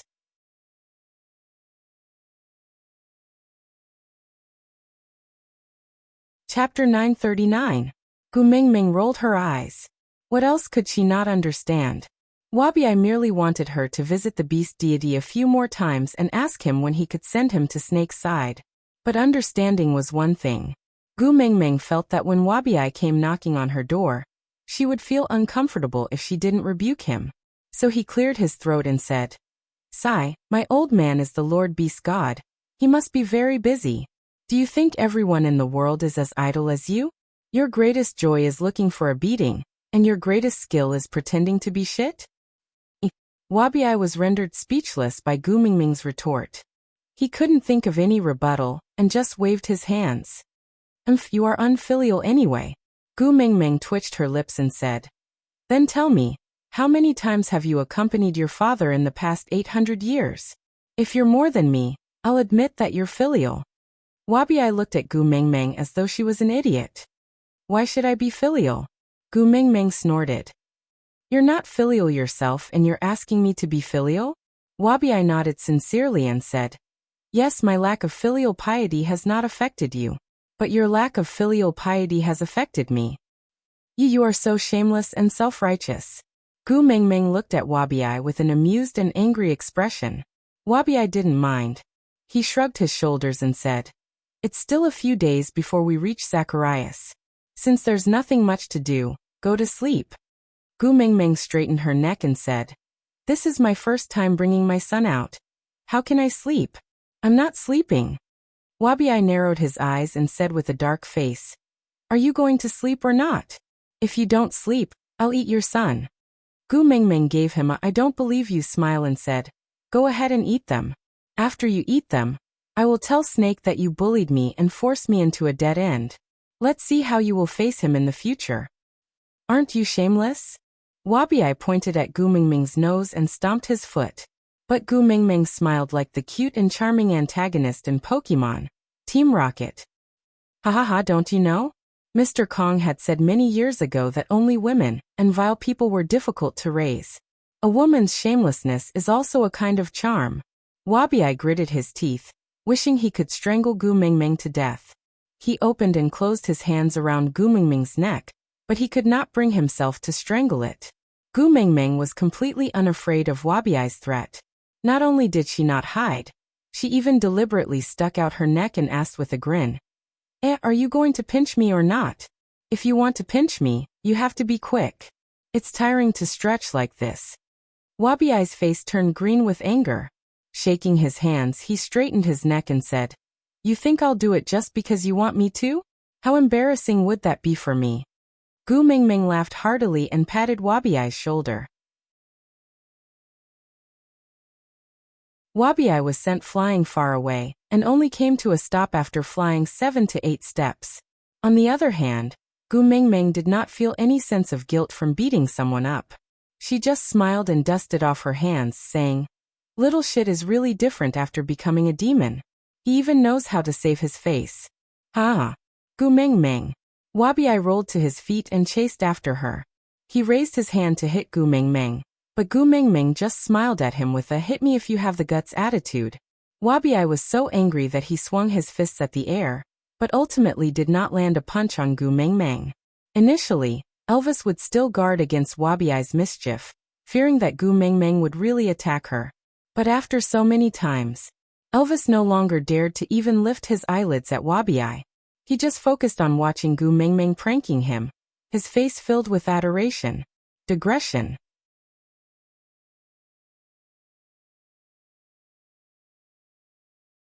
Chapter 940. It was the first time the 3 little ones had gone on such a long journey with Gu Mengmeng, and they could not control their excitement. They often ran far away before running back. They were drenched in sweat but never tired. Elvis hugged Gu Mengmeng while Wabiai kept arguing with her. So Leah was in charge of watching over the 3 little ones in case anything happened to them. This family was exceptionally harmonious. During dinner, Elvis accompanied Gu Mengmeng while Leah prepared the cooking utensils. Wabiai went hunting and the 3 little ones insisted on tagging along. Wabiai did not reject them. When they returned, the 3 little ones became Wabiai's lobbyists. They pestered Gu Mengmeng to go to sleep and said how pitiful Wabiai was. Gu Mengmeng felt rather helpless. She hugged Kanwu who was in her arms and asked, But if Mummy falls asleep, it will be at least another 2 to 3 days. Then I will miss out on admiring the scenery along the way with you guys. Kanwu shook his head. He was not as eloquent as Jiaoyu and could not come up with all sorts of high-sounding excuses. He could only plead, Mummy, just sleep. Jiaoyu hung onto Gu Mengmeng's arm and shook her vigorously. Mummy, we are already very happy that you are willing to bring us along. As long as we can accompany Mummy, all the scenery will be beautiful and pleasant. Moreover, we don't know what kind of danger we will encounter on this trip to find the soul of the forest. You should at least go and greet Grandpa in advance, and see if Grandpa has any other cheats he can give you, just in case you are caught unprepared. Gu Mengmeng really did not know what benefits Wabiai had given to the 3 little ones for them to speak up for him so wholeheartedly. But Jiaoyu's words made sense. The kiss of the beast deity that her lonely father had given her had been a huge part of the success of her previous trip to find the kiss of the ocean. Otherwise, she would be a useless baby the moment she entered the water. Not to mention fighting, even staying alive would be a problem. This time, she did not know what she was going to face. Perhaps she should really go and get some pocket money. Heaving a sigh of relief, Gu Mengmeng nodded. All right, I understand.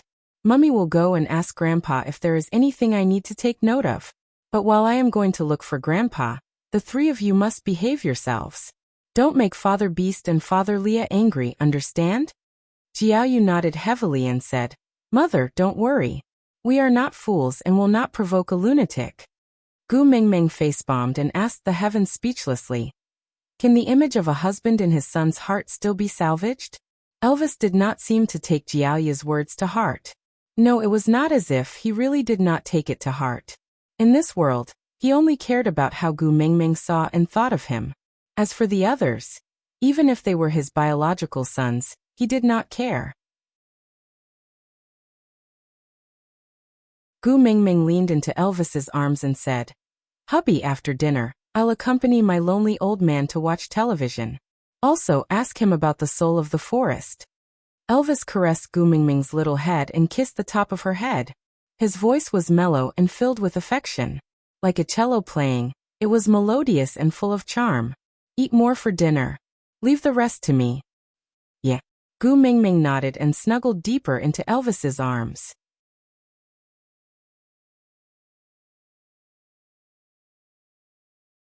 Chapter 941.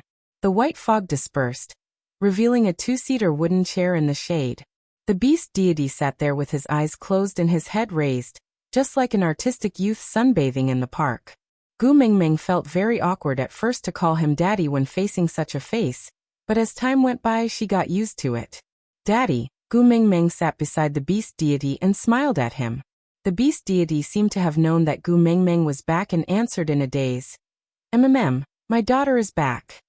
Gu Mingming glanced sideways at the beast deity and asked, You look very tired. The beast deity smiled and shook his head, saying, Nothing much, I just went to listen to the holy teachings. In the words of your world, it's called a meeting and listening to the leader's speech. Gu Mingming chuckled and said, Then you should be tired. It's nothing, having my daughter watching television with me is enough to relieve my tiredness. With that, he smiled and raised his hand to wave, but suddenly stopped and said, I will give you your pocket money after watching television. Gu Mingming really felt that she was an unfilial daughter. It seemed like she did not even need to say anything for the lonely old man in her house to know that she was back to live off his parents. In the future, should she come back to visit when she was free?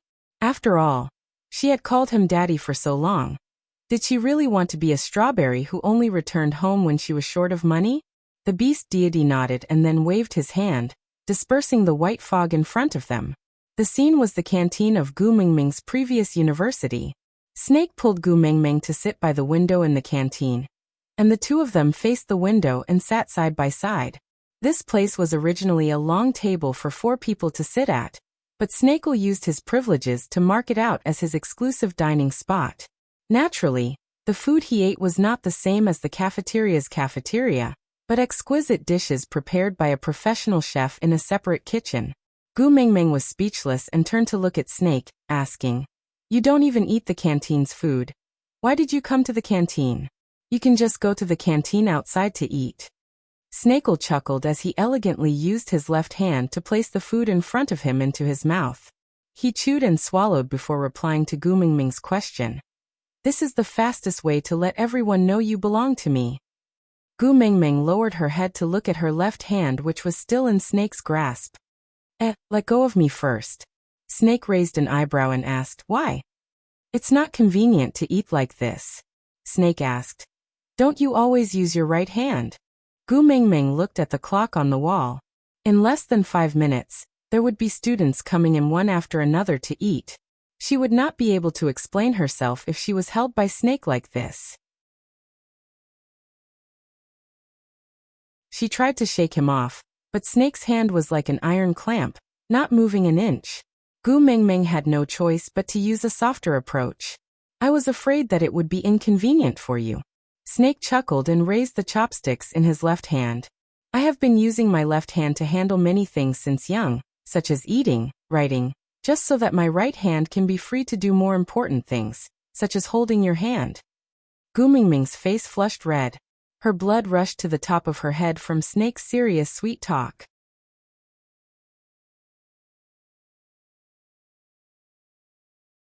Chapter 942. Snake didn't let go. Instead, he leaned closer to Gu Mingming and admired her blushing face with narrowed eyes. You eat and live with me, go to school and go home with me every day. Who would believe that you aren't my girlfriend?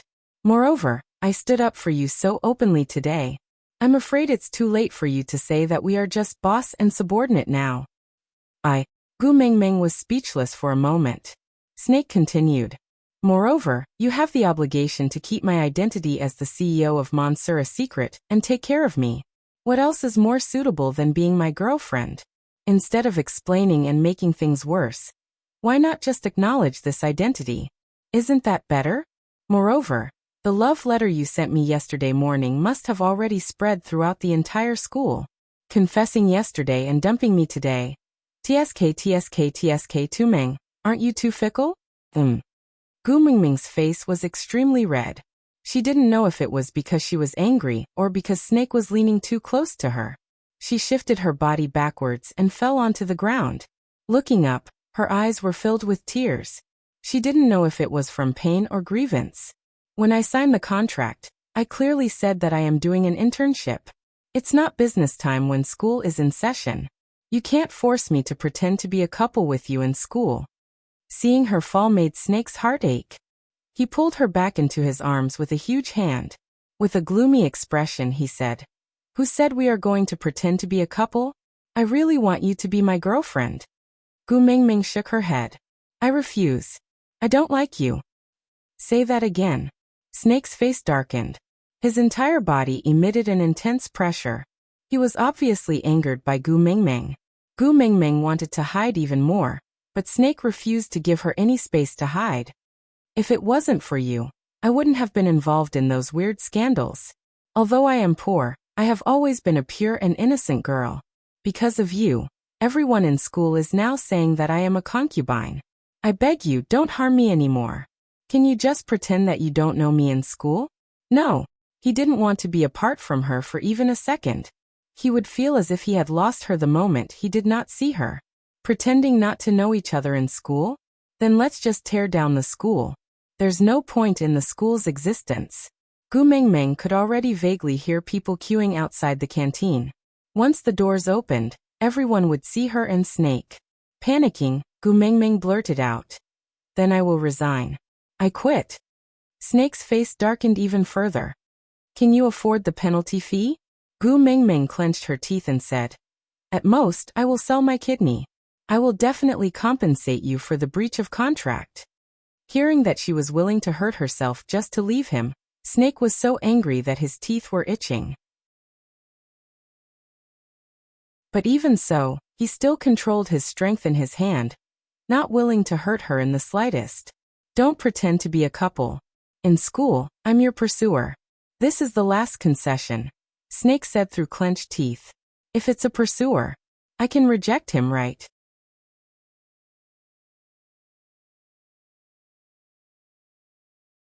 Chapter 943.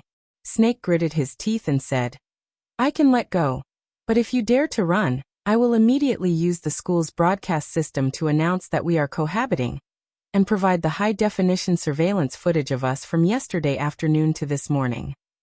After saying that, Snake then tried to let go. Seeing that Gu Mingming really did not want to run, Snake could not help but shake his head in exasperation. Whether it was in the beast world or here, he always had to threaten her with something before she would obediently stay by his side. He could give her the best, so why couldn't she stay by his side and enjoy his love? Why did she have to push him away? Sit down." Snake pointed to the seat beside him. Gu Mingming really wanted to turn around and leave, but firstly, she did not dare to cut a kidney to pay for the breach of contract, and secondly, she was really afraid that Snake would send out the surveillance footage. Everything else was fine, but the scene of her helping him shave his beard in the washroom yesterday was too ambiguous, and it would be hard for others to explain themselves if they saw it. So Gu Mingming lowered her noble head to reality, and followed Snake's instructions to sit beside him, but half of her was suspended in the air. Anyway, she just wanted to try her best to stay as far away from him as possible. Snake was also very helpless against this situation. He knew that his aggressiveness had scared her, but he had already waited long enough. Ever since he came to this world, he had been suppressing the urge to tie her up and imprison her by his side every minute and second. He really could not suppress it any longer now. The closer he was to her, the more he wanted to own her. The door of the cafeteria was pushed open, and a fierce battle over the popular dishes unfolded. However, the flames of war did not spread to their small table. There were no bodyguards or isolation belts, but no one dared to approach here. It was probably the first time the canteen was so quiet since it was opened. Everyone's gazes landed on them, as if countless X-rays were shining on them, and they could see even more clearly than when they were naked. "Are you done eating? If you are, then leave quickly." Gu Mingming really could not hold it in any longer. Snake glanced sideways, frowned and asked, "Is my face not good enough?" Gu Mingming was confused, not understanding what Snake meant. Snake asked again, "My figure is not good?" Gu Mengmeng shook her head instinctively. She still remembered how this fellow had purposely changed his clothes in front of her this morning. Although he had only changed into a shirt, his 8-pack and clear mermaid lines were unforgettable to Gu Mengmeng, and she almost had a nosebleed. Seeing Gu Mengmeng shaking her head, not only was Snake not happy, he became even more melancholic. Then is it because my family background is not good enough? Not rich enough or powerful enough. He was the CEO of Monsieur, and he had to clear the entire place just to go shopping. Yesterday he had spent around 2 million on clothes alone. Was he not rich enough? How would Gu Mengmeng, who had sold herself for a salary of 4,500 a month, feel? As for power, Gu Mengmeng did not know how much power Snake had, but just by looking at the attitude of the principal and the management towards him today, Gu Mengmeng could only shake her head again, her expression a little wooden. Snake's frown deepened as he turned around to face Gu Mengmeng. Then what's wrong with me? Why don't you like me?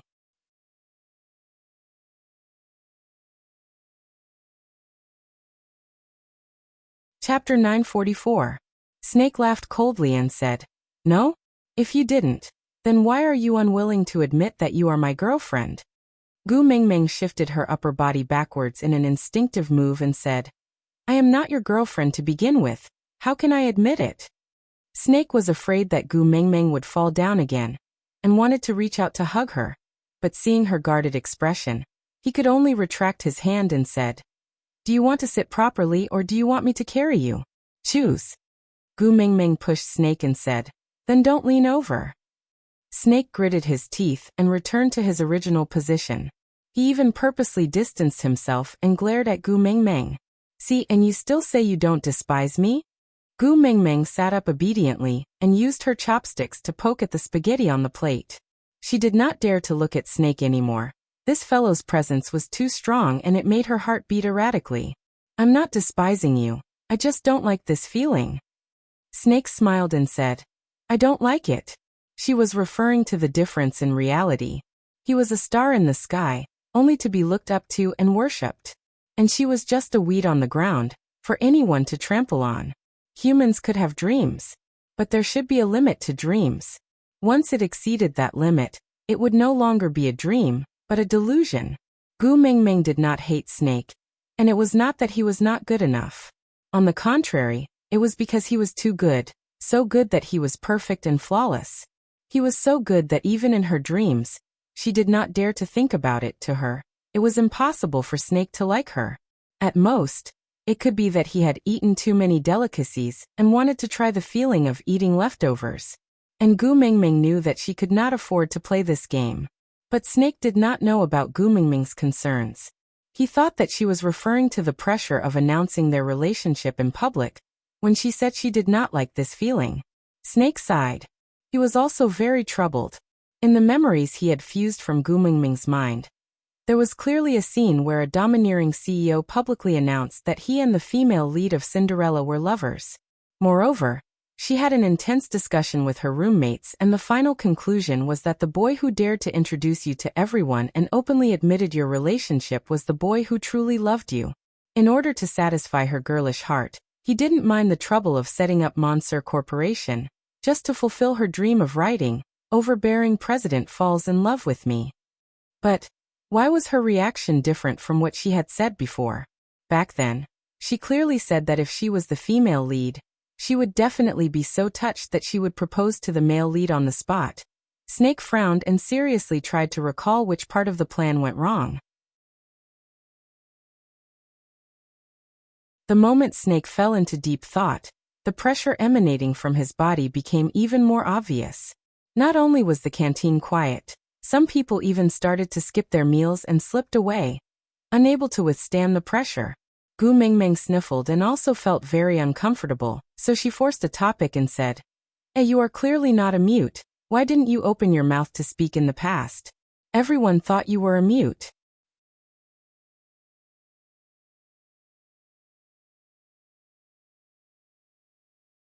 Chapter 945. Gu Mengmeng stared blankly at Snake and was stunned for 3 seconds. When she finally reacted to what Snake had just done, Her face turned as red as a tomato. Snake looked at her bashful look with a gentle gaze. He raised his palm and said, "Tu Meng, give me your hand and I will answer your question."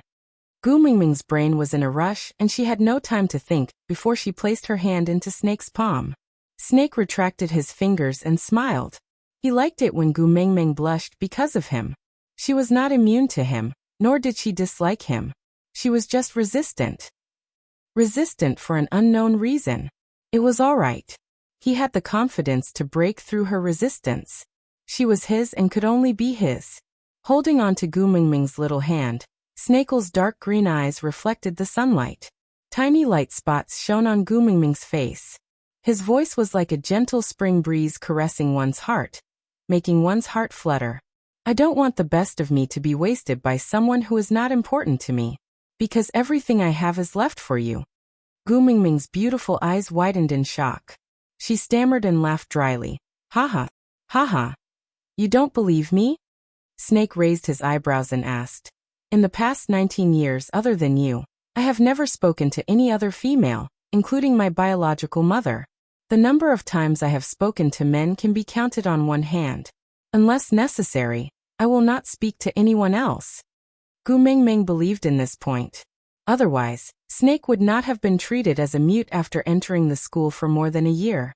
Snake held Gu Mingming's hand tightly and said, I have spoken more to you in the past 2 days than I have in the past 19 years combined.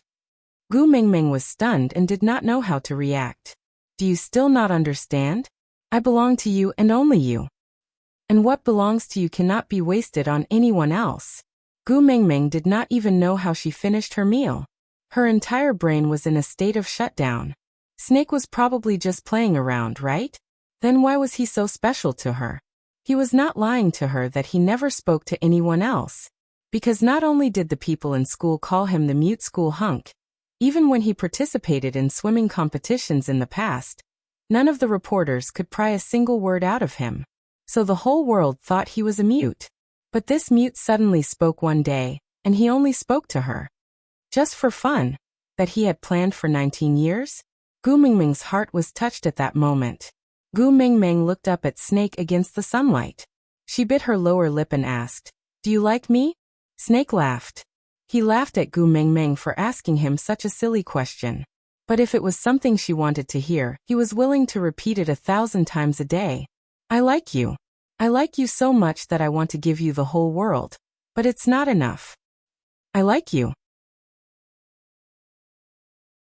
I like you so much that I want to seal myself up and give you a pure me. I like you. I like you so much that even though I'm holding your hand right now, I still miss you.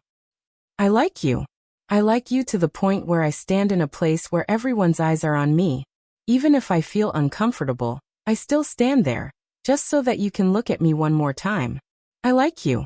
I like you so much that even if I have to abandon the whole world, I want to be your lone hero and protect you for the rest of your life. Then what's your answer? When are you going to start liking me? Digression. Today's update came to an end with Snake's love speech attack. He gave Tu Ming some time to recover. Her heart was beating so fast that she could not reply.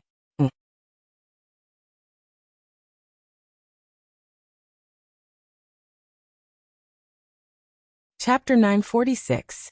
It's not about whether you like me or not, but when did you start liking me? Gu Mingming's mouth twitched. She thought to herself that this god, who usually looked as quiet and unreachable as the celebrities in the posters, actually had such a flirtatious and domineering nature.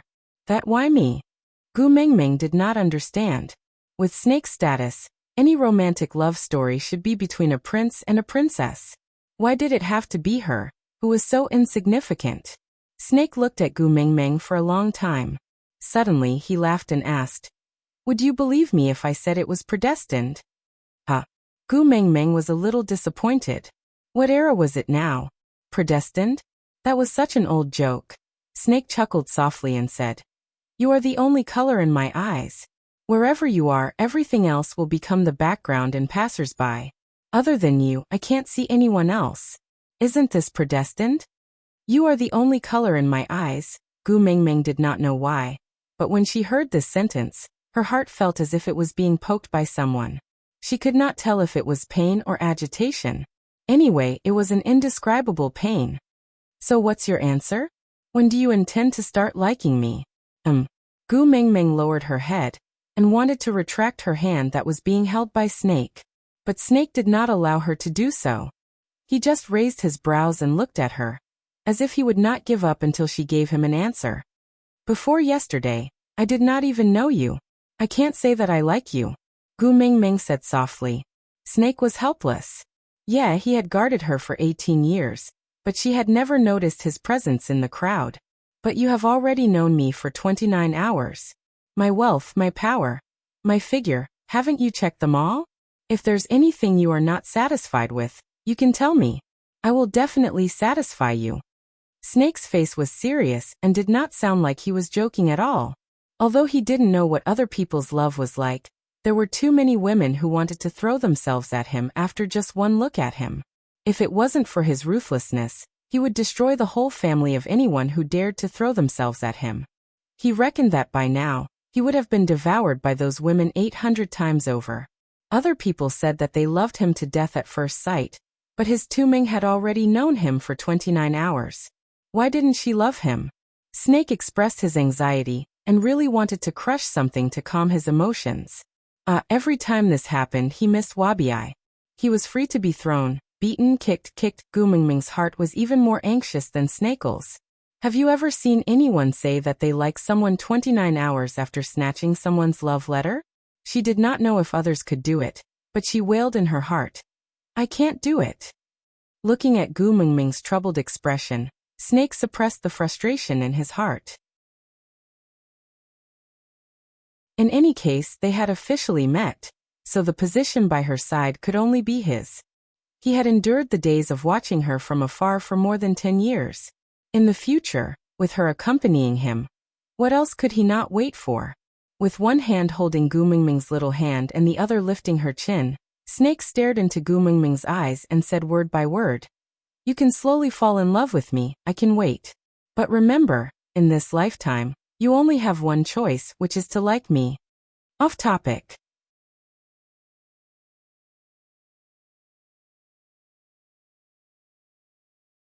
Chapter 947. Alright, accompany me to the club after you're done eating. Snake never let go of Gu Mingming's hand. Gu Mingming wanted to retract her hand a few times, but was frightened by Snake's cold stare.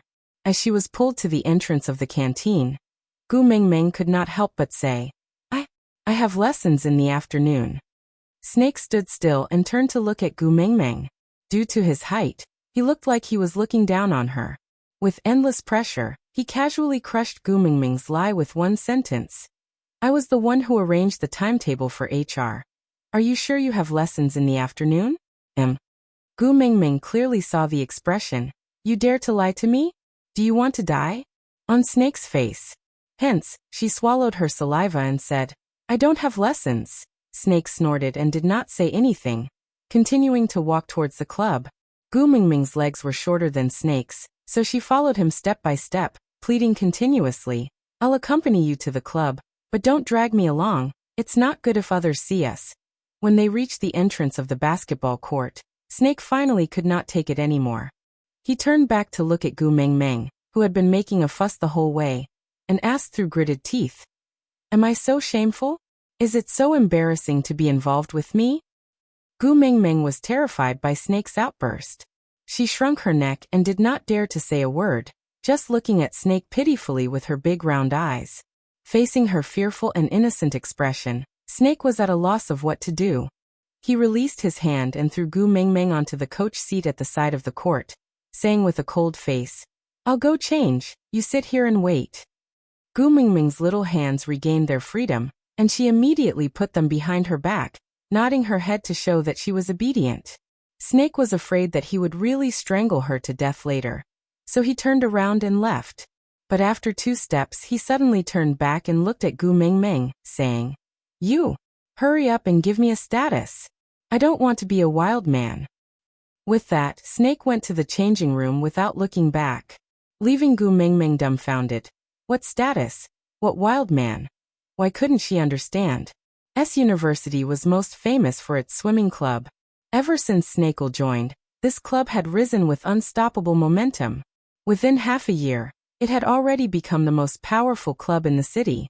However, following Snake's withdrawal, this association did not have a new capable warrior to replace Snake, so it fell into desolation almost overnight. In response to this, the basketball club, which was originally just a group of unknown boys who got together to play basketball, and didn't even participate in any competitions, quickly rose as the swimming club fell into desolation, and became a new star among the clubs. Usually there were only a few boys sweating in the basketball club's activity field. Occasionally they would bring their girlfriends to watch, but at most there would be 2 or 3 kittens. And today, once the news of Snake's participation in the society activity was released, was this a club activity? Are you sure it's not a celebrity meet and greet? The edge of the basketball court was crowded with people, and the banners and lights were shining brightly. If Snake had not brought Gu Mengmeng to the court in advance, she probably wouldn't have been able to squeeze in even if she wanted to. The moment Snake and the rest of the team members walked out of the changing room after changing, it was as if a cup of water had been poured into a pot of boiling oil. Gu Mengmeng felt as if her eardrums were about to burst.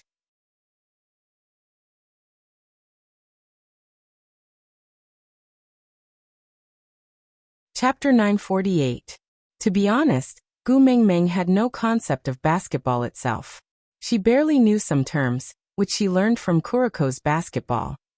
So she actually couldn't understand the intricacies of the competition. She could only understand one thing. Snake was so handsome. Whether it was raising his hand, dribbling the ball or just running, every move was so damn handsome. There were clearly 10 people competing in 2 teams, but Gu Mengmeng could only see one Snake.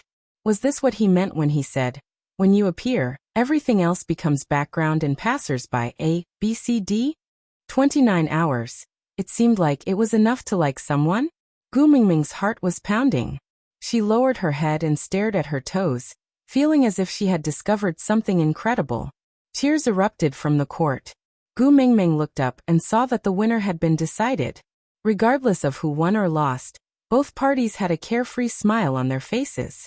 They did not seem to care too much about the outcome, and just enjoyed the process of playing to their heart's content.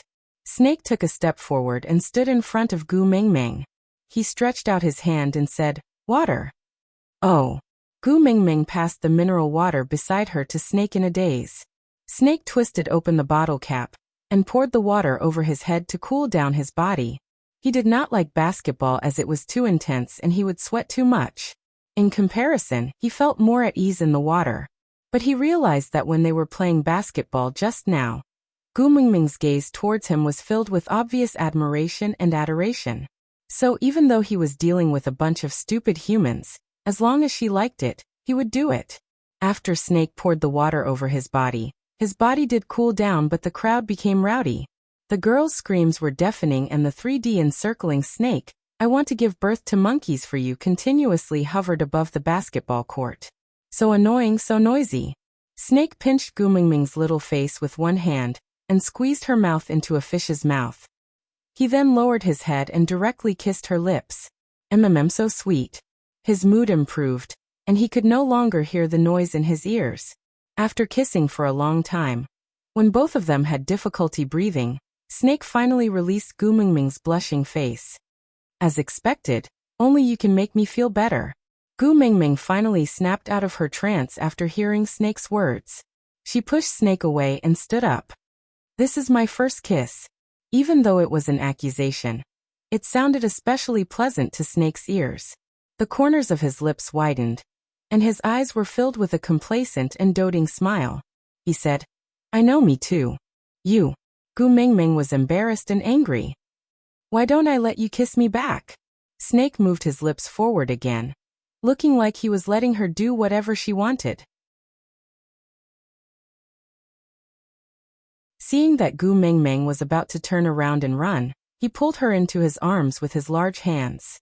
Pressing his lips against Gu Mengmeng's ear, he smiled and said, "You've already kissed me, shouldn't you give me a status now?" Gu Mengmeng was extremely embarrassed and could not say a word. If they admitted that they were boyfriend and girlfriend, Then giving their first kiss to their first love seemed very beautiful. But how could he admit it? Gu Mingming was suddenly at a loss.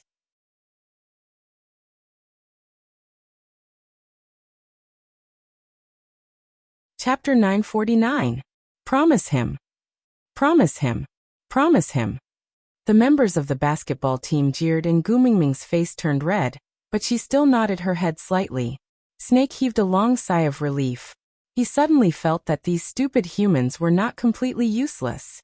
At least they knew how to help him lighten the mood at crucial moments.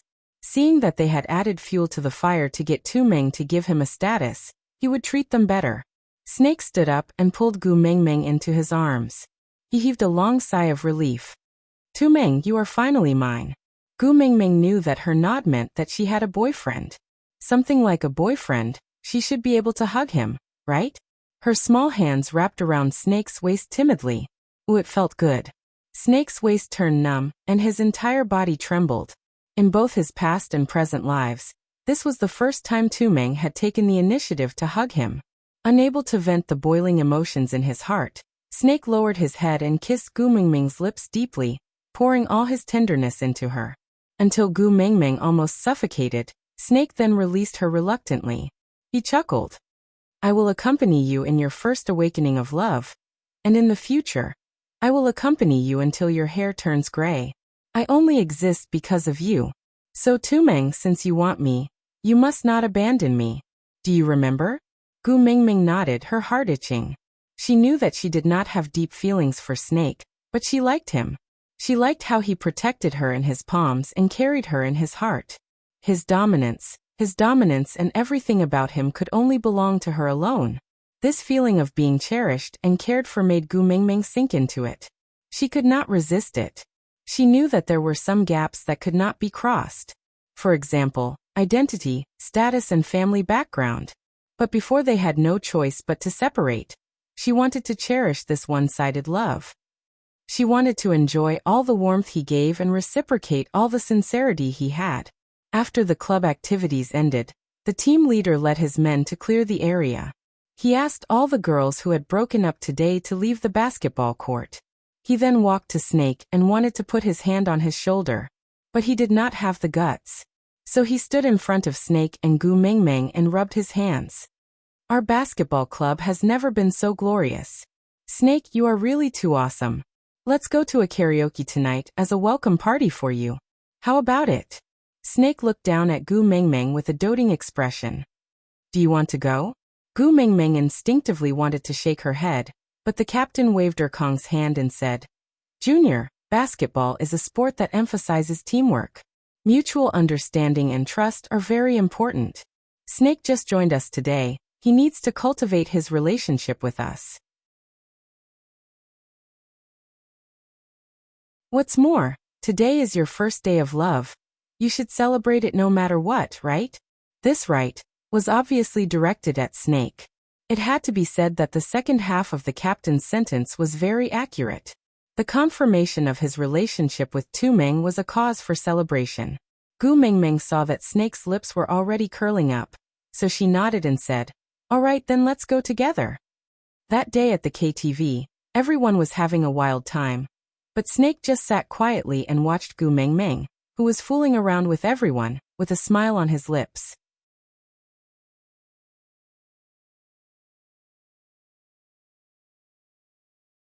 Chapter 950.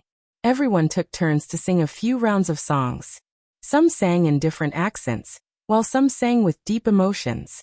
The last one was Snake. The team leader said that as long as Snake sang one song, today's event would end successfully. If he didn't sing, his and Gu Mingming's good days would not be complete. Gu Mingming's eyes lit up. Snake did not believe in superstitions. As long as he was around, who could stop him and Tu Meng from being complete? He did not like to put himself in a position for others to entertain.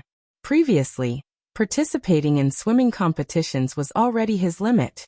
If not for the fact that he wanted Tu Meng to have an early impression of him, even if it was just to look at him in the newspapers, he would not do such a thing.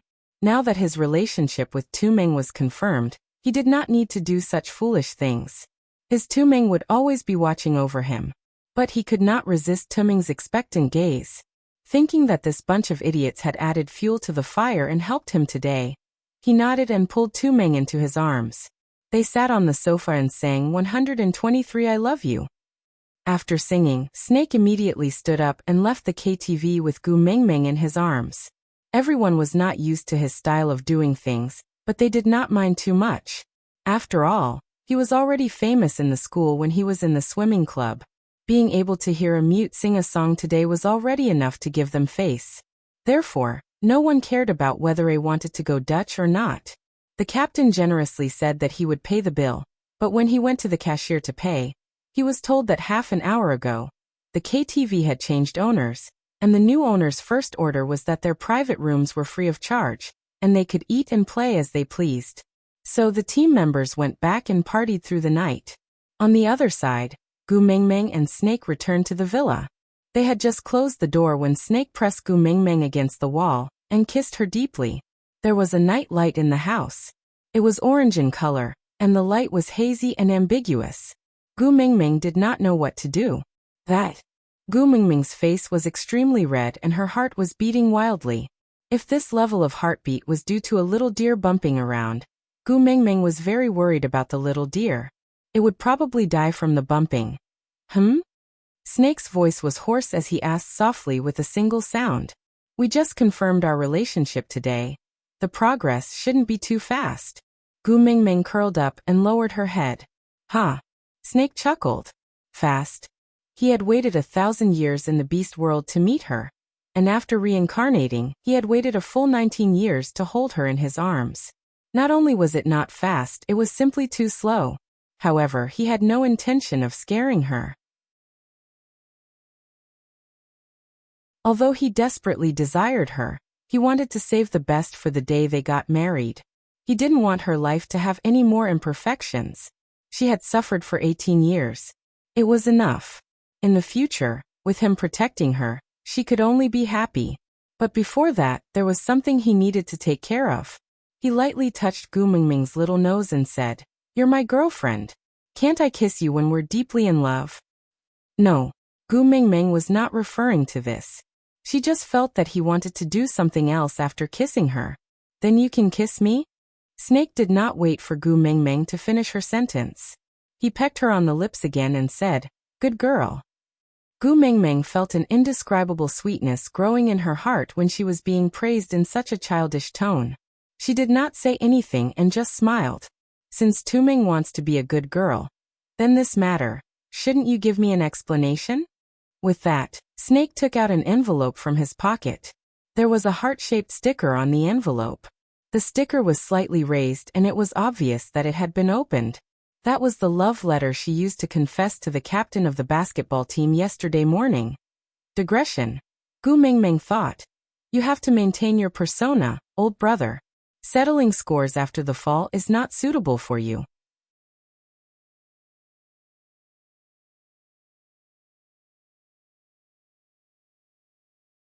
Chapter 951.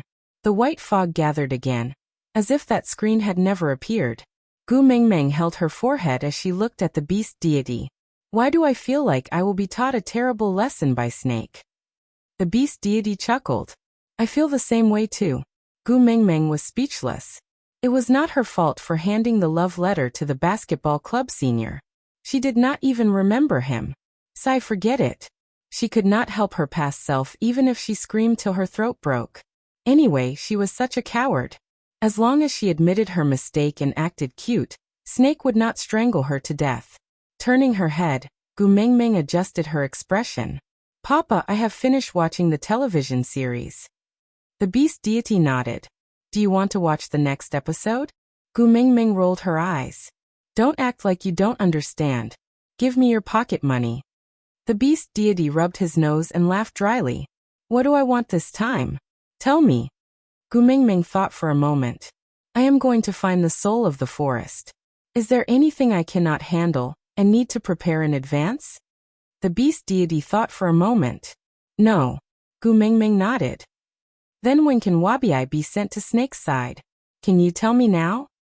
The beast deity shook his head. Gu Mingming dusted her butt and stood up. Alright, I won't ask for pocket money this time.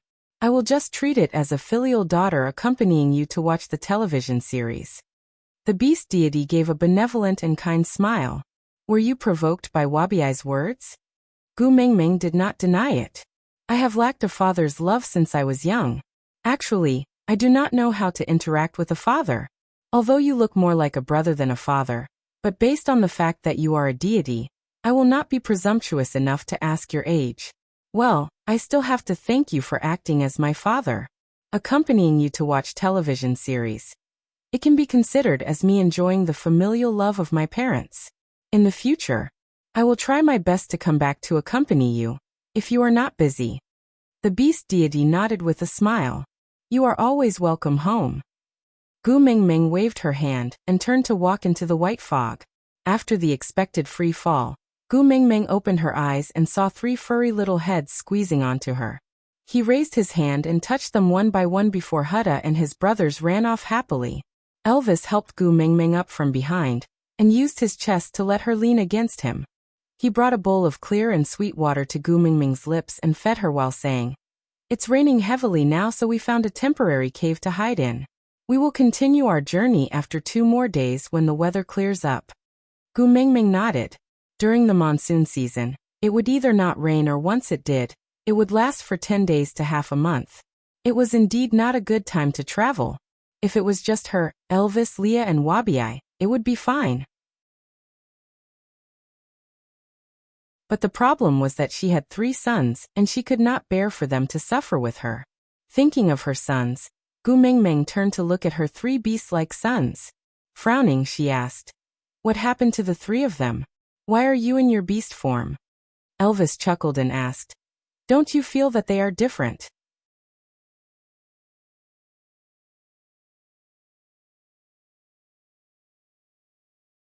Chapter 952.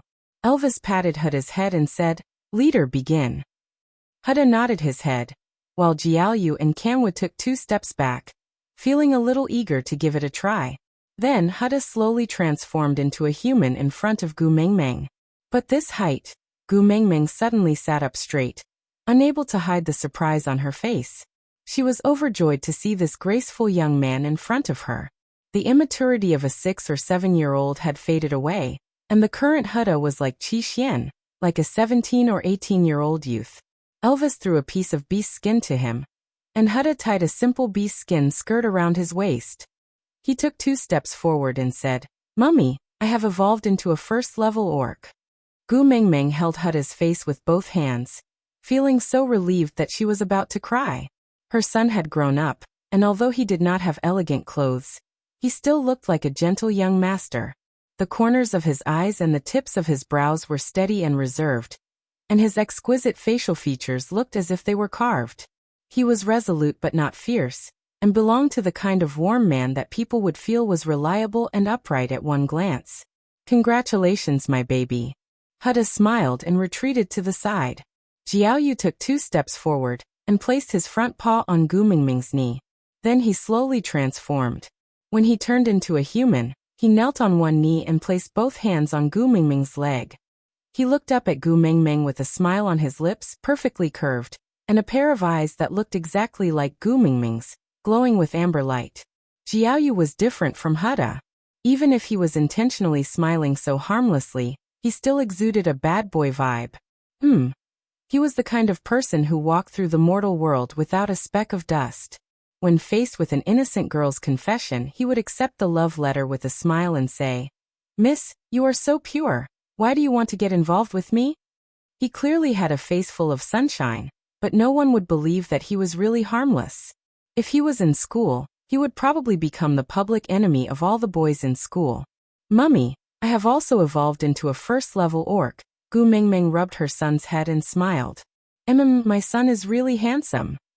Elvis threw a piece of beast skin to Jiaoyu, and as he tied it he asked, "Between me and Qi Xian, who is more handsome?" Gu Mingming chuckled. "All handsome. My sons are equally handsome." Jiaoyu did not buy it and pouted. "Forget it, I will not make things difficult for mother to lie. Qi Xuan's face is indeed blessed by the heavens.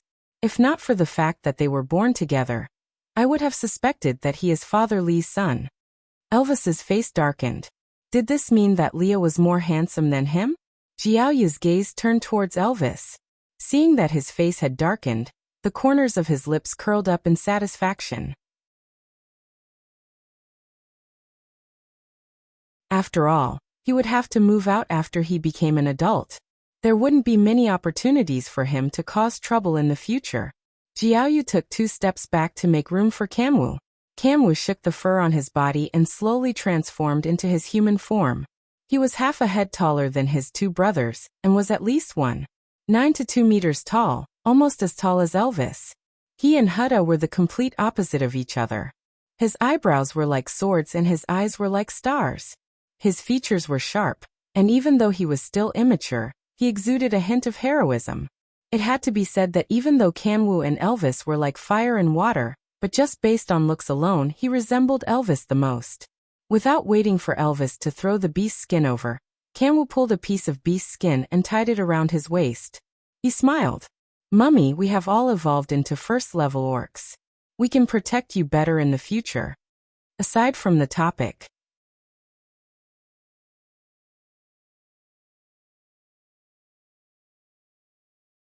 Chapter 953. Gu Mingming was extremely touched, but her heart ached at the same time.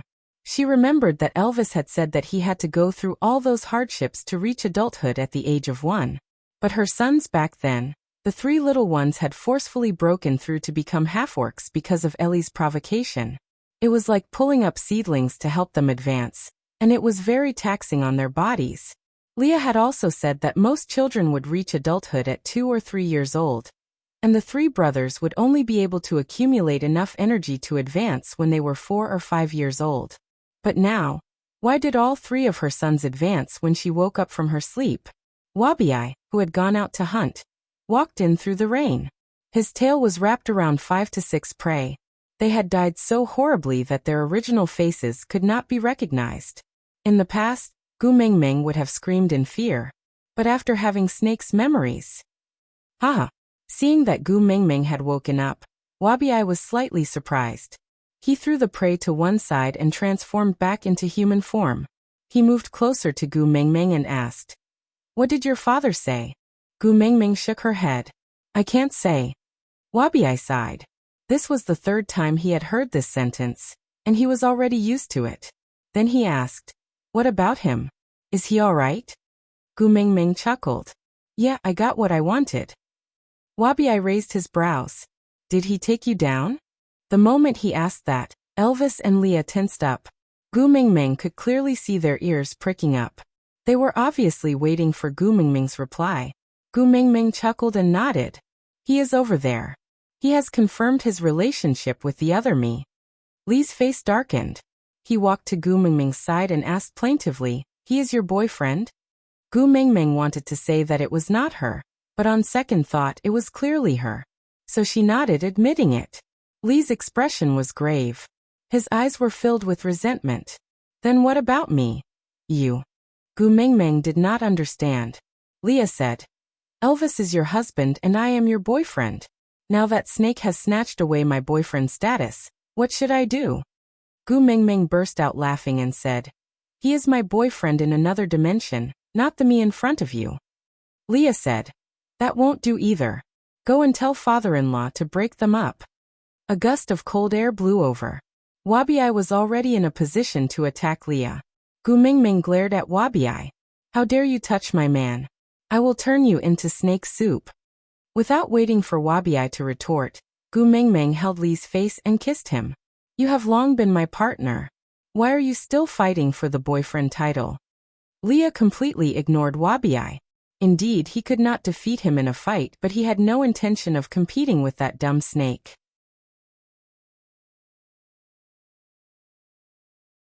Right now, he was more concerned about his status by Gu Mingming's side, so he waved his furry tail and wrapped it around Gu Mingming's waist, stuffing it into her arms. He hugged Gu Mingming from behind, so that her back was completely pressed against his chest. He rested his chin on her smooth shoulder and said, "Mingming, I want a status, a unique one." Wabi's eyes widened in shock. Gu Mingming took a deep breath and asked, "Hubby, How is it? Leah was stunned for 2 seconds before asking. What do you mean? Gu Mingming said. That was how partners were addressed in the early days. You're tuning in to the Li Mei's Wuxia Whispers YouTube channel. We're so grateful for your support, and don't forget to subscribe to join us on this incredible journey through captivating stories. Your generosity through donations truly makes a world of difference, as it's the primary source of revenue that allows me to expand and enhance this channel for you. Thank you from the bottom of my heart for being a part of this adventure.